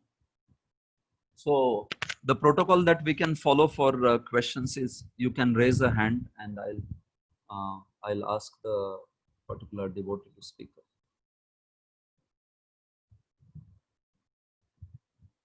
Yes, Prabhu. Are there any questions on what we discussed? We already raised hand. Yeah. Yes, I'm saying. Yes, Murli Vadan, Prabhu. Hare Krishna, with Dandavat Pranam, Prabhuji. My question is nicely explained about the preface. Very nicely know about how the bhakti is going increasing. So thinking what happens in for example devotee's life, when you come to Krishna consciousness very newly, that time we get a lot of taste. Then taste is go on increasing, then later on you get initiated, then further what happens then for a period when it becomes stagnant, So what exactly goes wrong in this period? Actually, as per the bhakti rules, it should be go on increasing. Absolutely. Yes, very nice question, Prabhu. Thank you. Yeah. So what happens is when we come initially, actually in Krishna consciousness, when we come initially, we are very humble. You offer obeisances to everyone, right? And you want to learn from everybody because we know that we are just neophytes and all these are exalted devotees, So we are very much in a very standard, very prototype, proper mindset of a devotee, which is Srinadapi Sunichena Tarorapi Sahishnu. Very beautiful because always water or anything in this world, especially water, we see that it flows from top to down, right? That's how naturally. So somebody who is very humble, Krishna's mercy very instantaneously, immediately flows from through Vaishnavas. What happens after spending some time is we do gain some understanding and we now also understand things. We also start observing devotees and we think that, oh, he is not very advanced devotee, this is advanced devotee, he is okay, and in fact his understanding is not very good, this devotee's understanding is not very good, and all. Now this kind of discrimination is needed. I'm not saying that you should just consider everybody to be like pure devotee or like that. No, there is a clear cut understanding about all the different categories of devotee, Kanishth, Madhyam, Uttam. But what happens is we also start developing an offensive mentality, where we start judging a devotee, thinking that, oh, well, he is speaking so much, but I know what he practices and all that. So when the offenses start coming in, initially we don't commit actually offenses too, because we are in that humble mood. Even though we may not know something, but because we are in very humble mood, even if we are corrected, immediately we accept it. But as we go ahead, that offensive kind of mentality comes in, where you start judging and all that. So that is one of the reasons why, as we progress in bhakti further, although so much of mercy is being poured upon us, we are not able to hold it because the offenses holes are there. No, it's all getting drained out through the holes of offenses, like that. So as we progress in bhakti, what we should do is we should have a very regular shravanam, especially the dangers of Vaishnava Aparadh, and especially about appreciating devotees, understanding and recognizing their contribution and all that. And if we keep that overall respect mood intact, somebody who is able to do that is actually really a blessed person, that he is able to stay humble in spite of many years of practice of bhakti.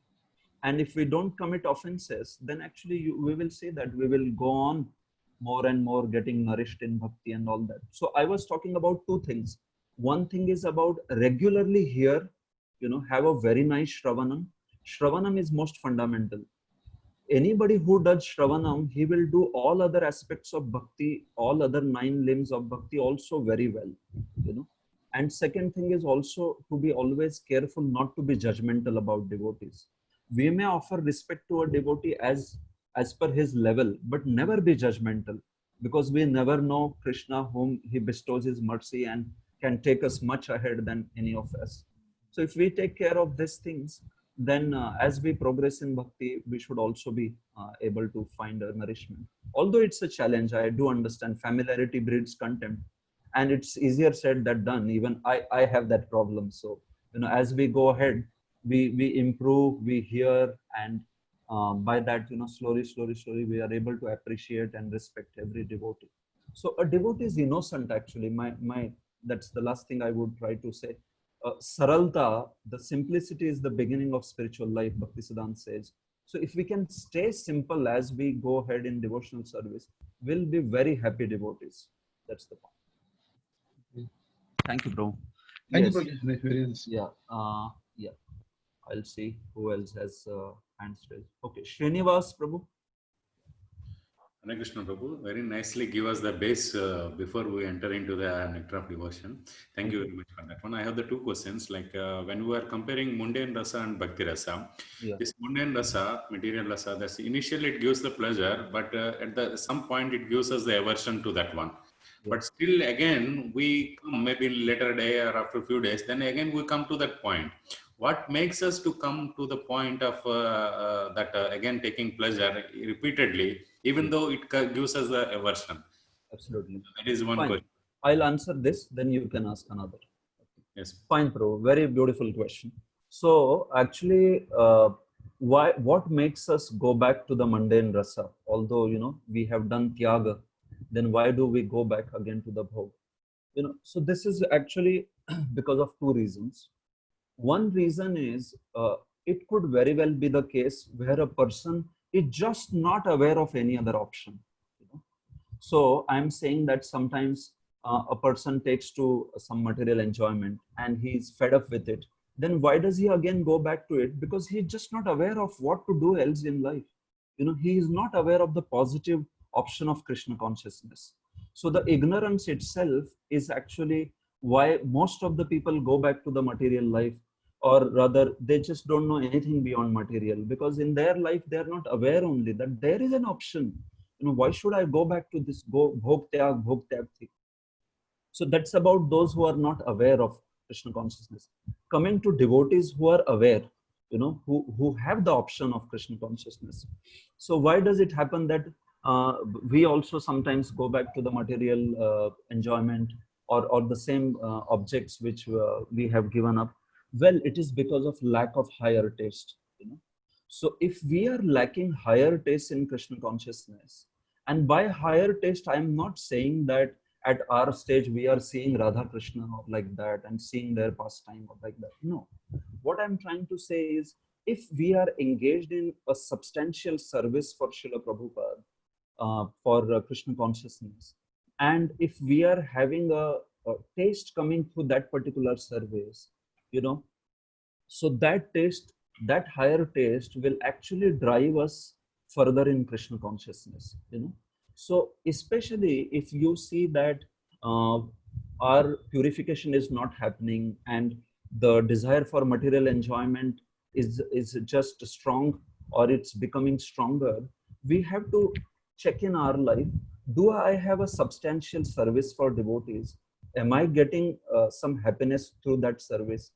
Well, if I'm not getting happiness through that service, then what is the reason? Why am I not getting the happiness through the service?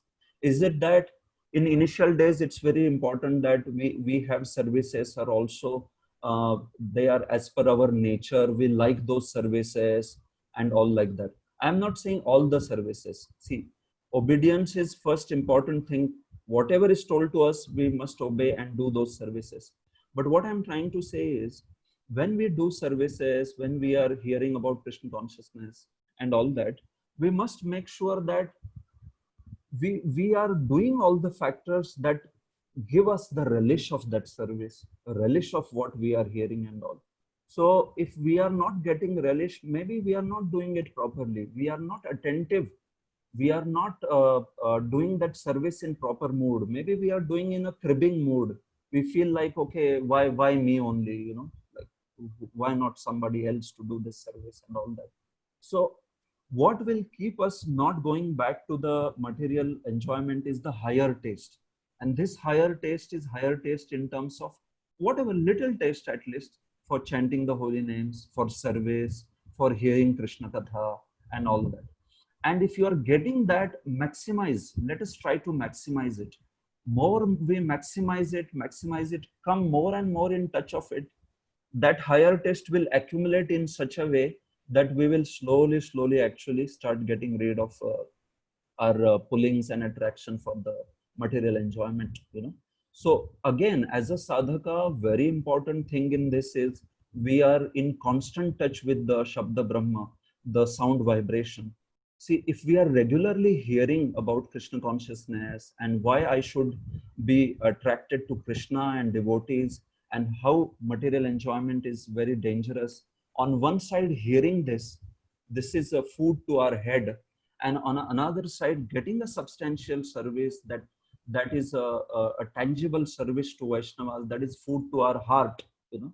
So if we nourish head and heart both in this particular manner, you will see slowly the pullings for the material sense objects will start reducing. It's not an overnight thing, surely, because so many lifetimes we have actually fed all our mind and senses. So how is it that, you know, just by a few years of Krishna consciousness it will go away? But we must be able to see some advancement. We see that the attractions that were there 1 year back in my life, are those same attraction there in my life, or have I overcome little bit? So a devotee takes an inventory on a regular basis like this. I came to Krishna consciousness, suppose somebody came before 5 years. So what were my attachment before 5 years? And what are my attachments now? So I see that I have made a progress, right? You know, we see that some of us who came to Krishna consciousness, initially, we might not be even practicing 4 regulative principles. And we might be attached to something, some very deadly kind of foods, you know, very unspeakable kind of foods. But now we came in Krishna consciousness and we lost the taste for it. It's gone. We see that, you know, it's not that some non-vegetarian foodstuffs comes and you have to be literally held by devotees. Don't go to eat. No, we have lost the taste for such foodstuff and we have taste for Krishna Prasad. So just as it has happened for something like food, it will happen even for a very subtler sense object. It will soon happen for other things, our attachments, our attachment for kama, krodha, or lobha, or like that. They will also slowly dwindle, provided we nourish our head and we also nourish our heart. So that's the important point. Okay, Prabhu? Oh, thank you. My second question is regarding the service, the one. Like if you see, for example, a child born to your parents, we immediately develop a love for them. Immediately develop a attachment for them, even though we don't know who are they earlier. It's best with just seeing the just newborn baby. Yeah. Some sort of deep affection and attachment will be there. Why we don't have such attachments to when we see the Krishna? I know that we are covered with this material body and so many things, but even that material body, we become immediately attracted. So spontaneously we get love to them, even we don't know them before also. Why it will not happen when we see Krishna immediately? Yeah. Yes. So yes, very true, as you are telling. So actually, this is surely, Prabhu, as you also understand philosophy. This is because we are covered by the body. You know, in material world, you know, the soul gets these coverings of sukshma and sthula deha, the subtle body and gross body. So what happens is, because of this covering of gross body and subtle body, naturally, what the soul sees is the body, and what soul finds attractive, soul meaning the embodied soul, the conditioned soul, what he finds attractive is actually the body. You see, it's something like you wear yellow glasses. So if you wear yellow glasses, naturally you are going to see everything as yellow. So as soon as we become conditioned souls by getting material body, because this body is material, so anything that is material, we become quickly attached to it. It's like seeing the whole world as yellow. Because we have this covering of material body, so anything that is material, and especially, you know, a child which is born from our own body, you know, we get attached to our own body and also to others' body. In that, the attachment to one's own body is the highest. That is called as ahankara. And from that body, whatever is produced, that is called as mamakara. aham and mama. These are Sanskrit terms, I and mine. So first and foremost, you become attached to your own body. Person is attached to his own body very much. Then what is produced from that body, mamakara, that also becomes an object of affection and attachment. And also seeing all the other material objects, phenomena, material personalities, you become attached. Because that's how in material world, this is it. It's the covering of the body, like that. So because it's a material body, you get attached to material things. Once this covering is purified, so what I'm trying to say is, so if we have to get attracted to Krishna, is it that we have to get rid of material body? Means, is it that we have to die? No, that's not the point. The point is you have to spiritualize the body. Let the body be spiritualized. What it means, when we chant the holy names, when we take Krishna Prasad, when we serve Krishna, what happens is our material body starts becoming, spiritualized. Just as if you have an iron, and that iron, if you heat it, it will become fiery, red hot. So now, when it has become red hot, it is iron, or is it fire? Actually, it's fire now. Although it's iron, it's acting like a fire. So same way, by the service, by practice of bhakti, when our body starts getting spiritualized, it will act as spirit and not no longer as material body. And that is the state at which you will find a spontaneous attraction for Krishna, like that. In our state, because right now that process of spiritualization has begun just now. When that spiritualization process will increase more and more and more, our body will get completely spiritualized. Then that will be the time when we have Krishna prema, when that body will be spiritualizing in a way that attraction for Krishna will be spontaneously generated. That's the process of Raganuga. That's the stage of Raganug Bhakti, where naturally Ruchi will be generated. You see Krishna and you feel like he's my life and soul. And you see devotees, you feel like they are my life and soul. So this is a whole process of bhakti. We are only at the stage of bhajan kriya right now. We will see this, all the 9 stages of devotion: Adau, Shraddha, Sadhu Sangha, Bhajan Kriya, Anarth Nivrutti, Nishtha, Ruchi, Asakti, Bhava, Prema. So at the level of arts, especially those who take initiation and are practicing bhakti, we are at Bhajan Kriya state, So we are in that process, Prabhu. As right now, at least we have some attachment for Krishna and some attachment for devotees. Whenever they call for service, we are happy to render, like that. But as we progress, and Anarth Nivrutti will happen, and Nishtha will come in our life, and at the stage of Ruchi, spontaneous attraction will open. As you are saying that, actually we will feel naturally attracted. So till that time, it's a process where some attraction is there and sometimes it's not there, like that. So it's a whole process of spiritualization. We are heating the iron, so slowly it's getting red hot. Right now it's some part cold also and somewhat little red hot also. So that's why we should have patience, and it will happen slowly. But again, process of bhakti has to be followed with seriousness, that is for sure. We want to become red hot, we want to become fiery with actually our real spiritual nature, then we must practice bhakti also very intensely. Just as if you put an iron under flame, on the flame, and then again take out, then again put under flame, again take out, again put under flame, it will not work. It has to be continuously. So similarly, if we practice process of bhakti intensely daily, certain our 16 number of rounds, following regulatory principles, doing seva and all that, slowly we will progress through bhakti, and that spontaneous attachment will also over. Thank you, Prabhu. Very convincing answers. Thank you. Hare Krishna. Yes, fine. Rakesh Prabhu has a question. Hare Krishna, pranams Prabhuji. Yes. Prabhuji, we discussed that this nectar of devotion, Bhakti Rasamrit Sindhu, is a very vast topic. Yeah. But still, we are studying only 9 chapters. So, what is the reason behind that, Prabhuji? Achha. Okay. Yes. So we are studying 19 chapters, not 9, 19. Okay. So why we are studying only 19 chapters is this is the Purva Vibhag of Bhakti.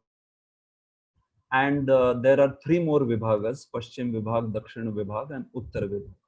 So the concepts of those 3 Vibhagas, in which there is, in the first Vibhag, I mean in the second Vibhag, there is Rasa, components of Rasa, what is all Rasa about, Rasa theory is explained. Then there is Mukhya Rasas, the 5 primary Rasas. And the last section is about Gauna Rasas, 7 secondary Rasas. So this topic is a bit exalted. And this topic is actually quite esoteric topic. The concepts of those topics can be understood when we have studied Srimad Bhagavatam and when we have studied Chaitanya Charitamrita and all of these things. So why we study only the first section, Purva Vibhag, in this particular Bhakti Shastri, is because we want that those concepts are covered and in our other books of Bhakti Vaibhav and Vedanta. And once the student understands and learns those concepts, also has done practice of bhakti, he has become initiated, second initiated devotee who has some amount of shastric knowledge, then we will actually, we can study those subject matters, you know. So it's like a systematic progression is there. The first part is talking about the first part which we study is talking about sadhan bhakti, which is most relevant to us, and just some idea about bhava bhakti and prema bhakti, so that we also understand what is the goal.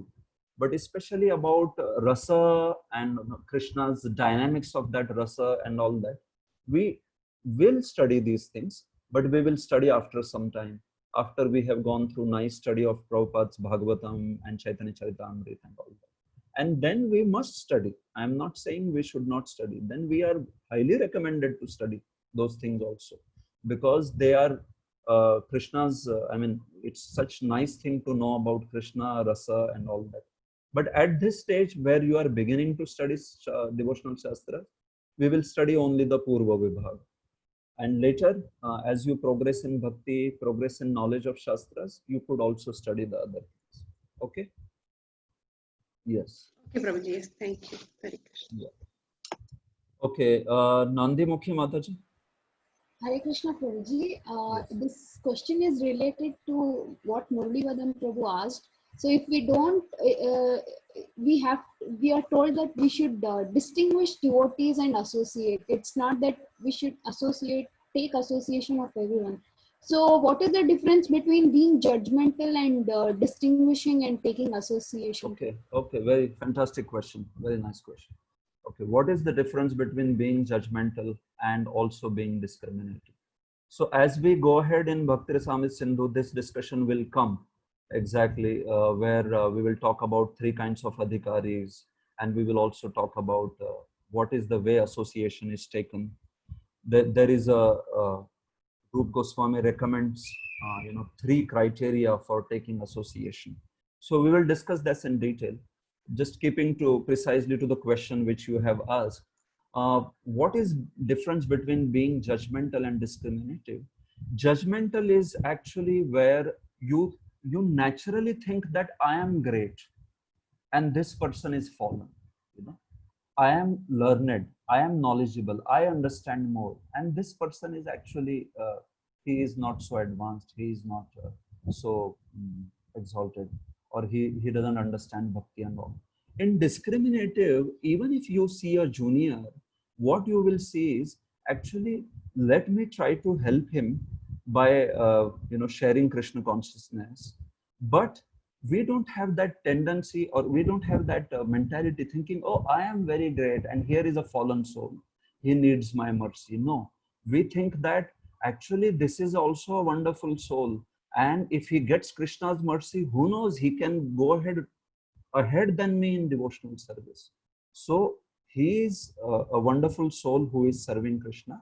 And if I am supposed to serve him as a senior by sharing Krishna consciousness, I will do that service. But I don't consider myself superior, because I never knew. No, anything can happen in Krishna consciousness. somebody who is apparently junior might have done 90% of bhakti in his life, prior life, and I might be just beginning in this life. Although I might have come before him in bhakti in this life, but who knows about prior life? Maybe he has done most of his bhakti in prior life, and in this life we will see he will advance very fast. We sometimes see that also, right? Sometimes some devotees come after us in bhakti, but they go so swiftly and they make so much advancement, and we are just stuck up there, trying to make advancement. So what is being judgmental is where you intrinsically, implicitly, you assume that I am great and here is a fallen person. In discrimination, you don't do that. You may see somebody as junior, senior, and equal so that you can serve them in a proper fashion. Accordingly, you can serve, but you don't consider him to be a fallen soul, or you don't consider him to be necessarily lower than you. You just know that he is Krishna's devotee. And if Krishna wants me to serve in this particular fashion, I'll serve him in this particular fashion. So that's the difference. Okay. Fine. This is Dino Damodar Prabhu, I guess. Yeah, Dino Damodar Prabhu. Hare Krishna Prabhu. Yes, Prabhu. Hare Krishna Prabhu. I've seen many devotees who have, as you rightly said, the patience is required for any kind of getting into a conclusion in bhakti. Some people they learn the devotional or Prabhupada's books and then jump into conclusion, quit their job, push their children into Gurukul, and then some are successful and some are failure, and they come back again and they struggle in their life materialistically. So where do we draw a line? So where is the drawing a line of? I mean, as you said, we should be patient enough to not show the symptoms of pure bhakti before itself, and then people they get hallucinated by this bhakti, and then they end up in giving a bad name to ISKCON. Yeah. Yes, Prabhu. Yeah. So yes, Prabhu, this is a sensitive question. Yeah, as you rightly pointed out. So in Krishna consciousness, you see sometimes when somebody comes in Krishna consciousness, and especially it's very important, it's actually a matter of great fortune where somebody has a very good guidance as he comes in bhakti. If you are having a very nice guidance of mature devotees in bhakti, you are very fortunate actually. So sometimes if somebody is not under a proper guidance, or he is not taking that guidance, sometimes it also happens that guidance is there but the person is not ready to take. So we see that there is an estimation, overestimation about one's Krishna consciousness, and suddenly some radical step is taken, where somebody wants to give up his family life and take up to Krishna consciousness full time, or like that. Now, this thing also has to be understood very nicely. There are 4 ashramas in Shastras. It is spoken about Brahmachari, Grihastha, Vanaprastha, and Sannyas. So, if somebody comes in Krishna consciousness and with a proper deliberation, under guidance, if he feels inspired to become a Brahmachari, so such a decision, it's surely glorious. It's noble decision, like that. So I'm talking about somebody who is not a married person. He is a bachelor and he wants to be a brahmachari. So such a decision, if he wants to take, which is okay. Now this decision is taken and he puts himself under proper training. And after some training in brahmachari ashram, if he feels that actually he couldn't understand himself in the beginning, and what he needs is grihastha ashram. So he wants to go to grihastha ashram, like that. This is perfectly fine actually, because brahmacharya ashram is a training ground where somebody after spending some time wishes to go to the grihastha ashram, he is allowed to go. That's the next ashram, like that. Only thing is, this has to be done with a proper dignity. It should not happen that this is done in a very ugly way or in a way that cannot be accepted in the society of Krishna consciousness, like that. So, or it cannot be even accepted that somebody has accepted a renounced life like brahmachari life, but then he is not maintaining the principles of brahmachari life. He is not maintaining that purity. So such a thing is not acceptable. That is something which needs reformation and which needs a proper action. But if somebody spending some time in ashram wants to marry in a very dignified, decent way, that's very much a Vedic thing, so which is perfectly fine. But if somebody was already married, and if he comes to Krishna consciousness and wants to give up family life, thinking that, oh, well, Krishna consciousness is very cool, I don't have to take responsibility of my dependents and all that, that is condemned, actually. That is not acceptable as in Shastra. Once we take responsibility of our dependents in Grihastha ashram, we are supposed to take that responsibility to its fullest extent. So if somebody has taken up Grihastha ashram and out of fear of responsibility, he wants to give it up, or he just wants to quit it, or like that cannot be accepted. And the guides over there, whoever are his spiritual guides, they should actually guide him properly, so that such a radical extreme action is not done. There is a way when we quit from Grihastha ashram, that is Vanaprastha ashram. That is at a particular point, at least at the age of 50. Panchashordhvam vanam vrajet, Shastra says that. At the age of 50, one should go to the vana to become Vanaprastha. So, depending on what are your family responsibilities, that 50 could be 55 or whatever, that depends upon individuals' place also. A general recommendation is at the age of 50. So that's the way to get rid of responsibilities of Grihastha ashram. If somebody just out of lack of responsibility, or just because it's troublesome, if wants to give up family responsibilities and wants to just join full time in midst of his Grihastha ashram, that is not a recommended thing, and Shastra doesn't actually accept such a thing. Very rare exceptional examples are there, but they are just exceptions, and exceptions are exceptions. They don't become rules. The rule is that one should take his Grihastha ashram fully and then give it up in Vanaprastha ashram if he is ready for it, in this particular manner, like that. So I do agree with you that whenever irresponsible behavior is shown by a brahmachari or by a grihastha or by whoever he is, there will be a lot of bad examples set in the society and anti-preaching that may happen and all that.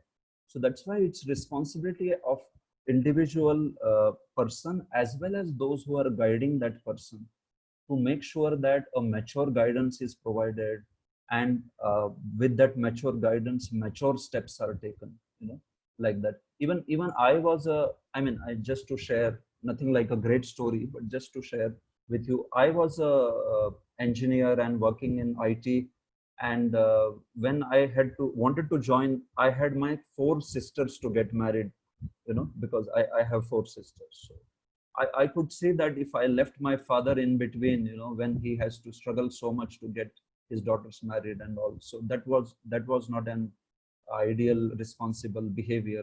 So I did work for 7 years, and I provided for my father so that he could get all his daughters successfully married, and could also help him in other financial matters. And then at the end of which I joined ashram full time. So when I was joining, he was actually most grateful to me, saying that I am so grateful to you that you didn't leave me, in between, but you did your responsibilities, at least to some extent. I am not saying just giving some money is doing the responsibility, but at least to some extent, it was a bit maturely handled, and that's how he became a favorable devotee and eventually became a Hare Krishna devotee himself. Although I became a brahmachari, like that. So all my parents, my mother, father, brother, everybody is a devotee now. So the responsibility lies actually very much with those who are guiding, and also with the individual, especially with those who are guiding, because individuals initially are very, they are reckless. Sometimes there is just upsurge of renunciation. Suddenly it comes, thinking that now I am just going to be a pure devotee in 2 days, like that. So that's why that has to be guided very nicely by those who are guiding, so that we avoid radical steps taken by people. And Krishna Consciousness Society can be actually a wonderful example for all the people to follow. So that is how it is. This is a big topic, but I just wanted to give you a little bit principle that mature, responsible, guidance is needed. That's the bottom line, actually. Okay, Prabhu. So mature, the guidance is required for anyone to decide to go and stay in Dham and then complete his duties. Yes. Yes, Prabhu. Mature guidance is needed. We can't do this whimsically. We have to check with our superiors, Guru Maharaj, and if their blessings are there, we may be able to do it. If somebody just whimsically takes off, and even if he will come in Vrindavan or Govardhan and think that I am sitting at the bank of Radhakund, actually it will be most displeasing to Radharani, because we are not following our Guru Maharaj. Great. Okay, Prabhu. So, Prabhu, it is 10:12 now, and I just wish to ask, there are some questions, I guess, still. So, should we stop here and kind of take the question? Because I'm not sure, you have your office timing, you have to go, or how is it? Who can guide? The questions, Prabhu. Yes, I bro. think today they have exam also, Prabhuji. They have exam. They have Okay. exam also. I don't know. There is only one devotee left now. Should I answer him? There are two devotees. Make it short. Okay. So Yes, if it Prabhu. is okay for all of you, then it is okay. So make it short. What? The question or answer? Both. Yes. Yes, Prabhu. Maybe I'll try. I am not known for short answers to the questions, unless and until it is really a short question. But yeah, I can try. I'll try to answer short. Okay. Whoever is those two devotees, please ask. Raghunandan. Hare Krishna. Hare Krishna, Prabhuji. Dhanwad Yes, Pranam. Dhanwad, Prabhu. Prabhuji, I have small little question. Just we started Nectar of Devotion. So I feel always I feel that this book like for me is a little far away. So that's why now we are taking this the Bhakti Rasi class. What mood we should cultivate? What are the right prospects to understand the mood of Rupa Goswami, and so that I can put in a proper way in my life and to cultivate in devotional service. So what I feel like, for example, I always Prabhupada books like, I feel like I take like Prabhupada is my grandfather, and always maybe Prabhupada is close to me. But in such same way, how we can feel of Rupa Goswami, his literatures to understand in the right perspective, Prabhuji. Just can you please give me how to put practically in my life in order to understand the mood of the Rupa Goswami? Yeah, so basically, we are all Rupanugas. We are followers of Srila Rupa Goswami. Our sampradaya is Rupanuga sampradaya. So actually, Rupa Goswami is the most important acharya of our sampradaya. And under Rupa Goswami's shelter, we are actually followers of His Divine Grace, Abhay Charanaravindra Bhaktivedanta Swami Prabhupada. So the mood to learn Bhakti Rasamrita Sindhu is to offer ourselves at the feet of Srila Rupa Goswami and this entire sampradaya, and especially at the feet of Srila Prabhupada, so that we can understand the science that is presented by Rupa Goswami. So what we can do is, see, whole parampara system, the whole parampara acharya's knowledge can only be understood through our current link of the parampara. So for us, Srila Rupa Goswami is most worshipable acharya, but we can understand him only through Srila Prabhupada and the understanding that Srila Prabhupada is giving. So the best mood to understand Bhakti Rasamrita Sindhu is to offer ourselves at the feet of Srila Prabhupada and pray to him that we may be able to understand something from this great book of Srila Rupa Goswami, like that. So we offer our prayers daily to Rupa Goswami as well as to Srila Prabhupada and our Parampara Sampradaya, so that we can understand this thing. So we will talk about mood actually when it comes to introduction, also some aspects, especially in the Mangalacharan, we'll also talk about some aspects of mood. But the point is that, yes, that we are Rupanugas in following of Srila Prabhupada, trying to understand Rupa Goswami through Prabhupada. Okay, that's the point. Okay. Last question. Hare Krishna Prabhuji, Dandavat Pranam. Prabhuji, my question is related to the Goswamis, and whenever we have a Lord descending, he descends with his entire paraphernalia. And the Goswamis, are they part of it? Or if we are covering this in later chapters, we can close it. Okay. Yeah, we will talk about this as it comes further. Yes, but yes, all the Goswamis are eternal associates of the Lord.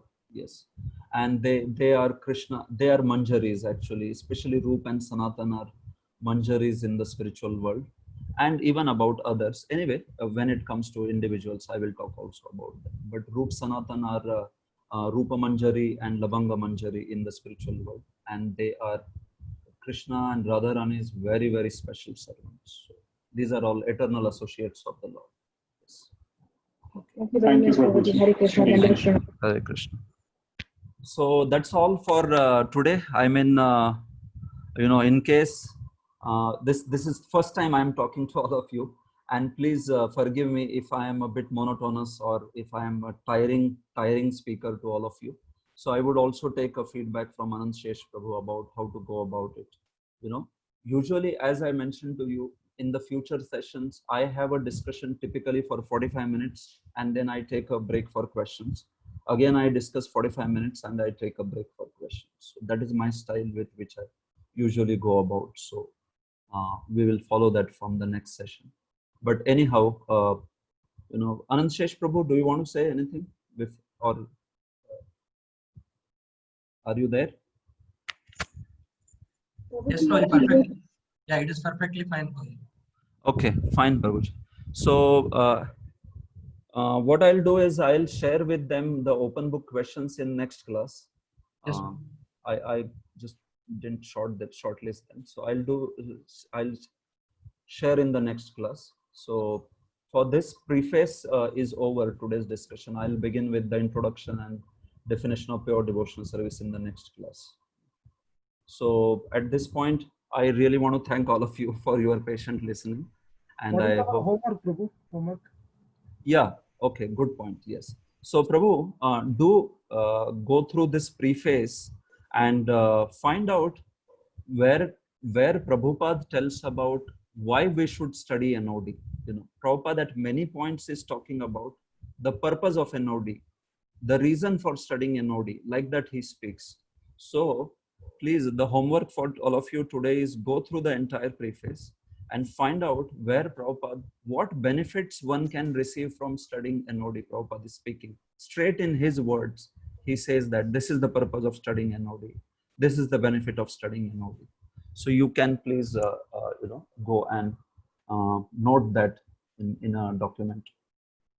And also going forward, it would be great if you already read the section and come, like introduction, we are going to discuss in next session. So you can already read it and come, so that your grasping will be faster, because a lot of concepts will come, and obviously we will not go line by line. So I will explain what is the gist of the whole content, and it might be a bit quicker for you in case you don't read it before. So please come well read before only, so that when you come inside here, you will understand very quickly, like that. That's the usual style with which we'll go about. You can read and come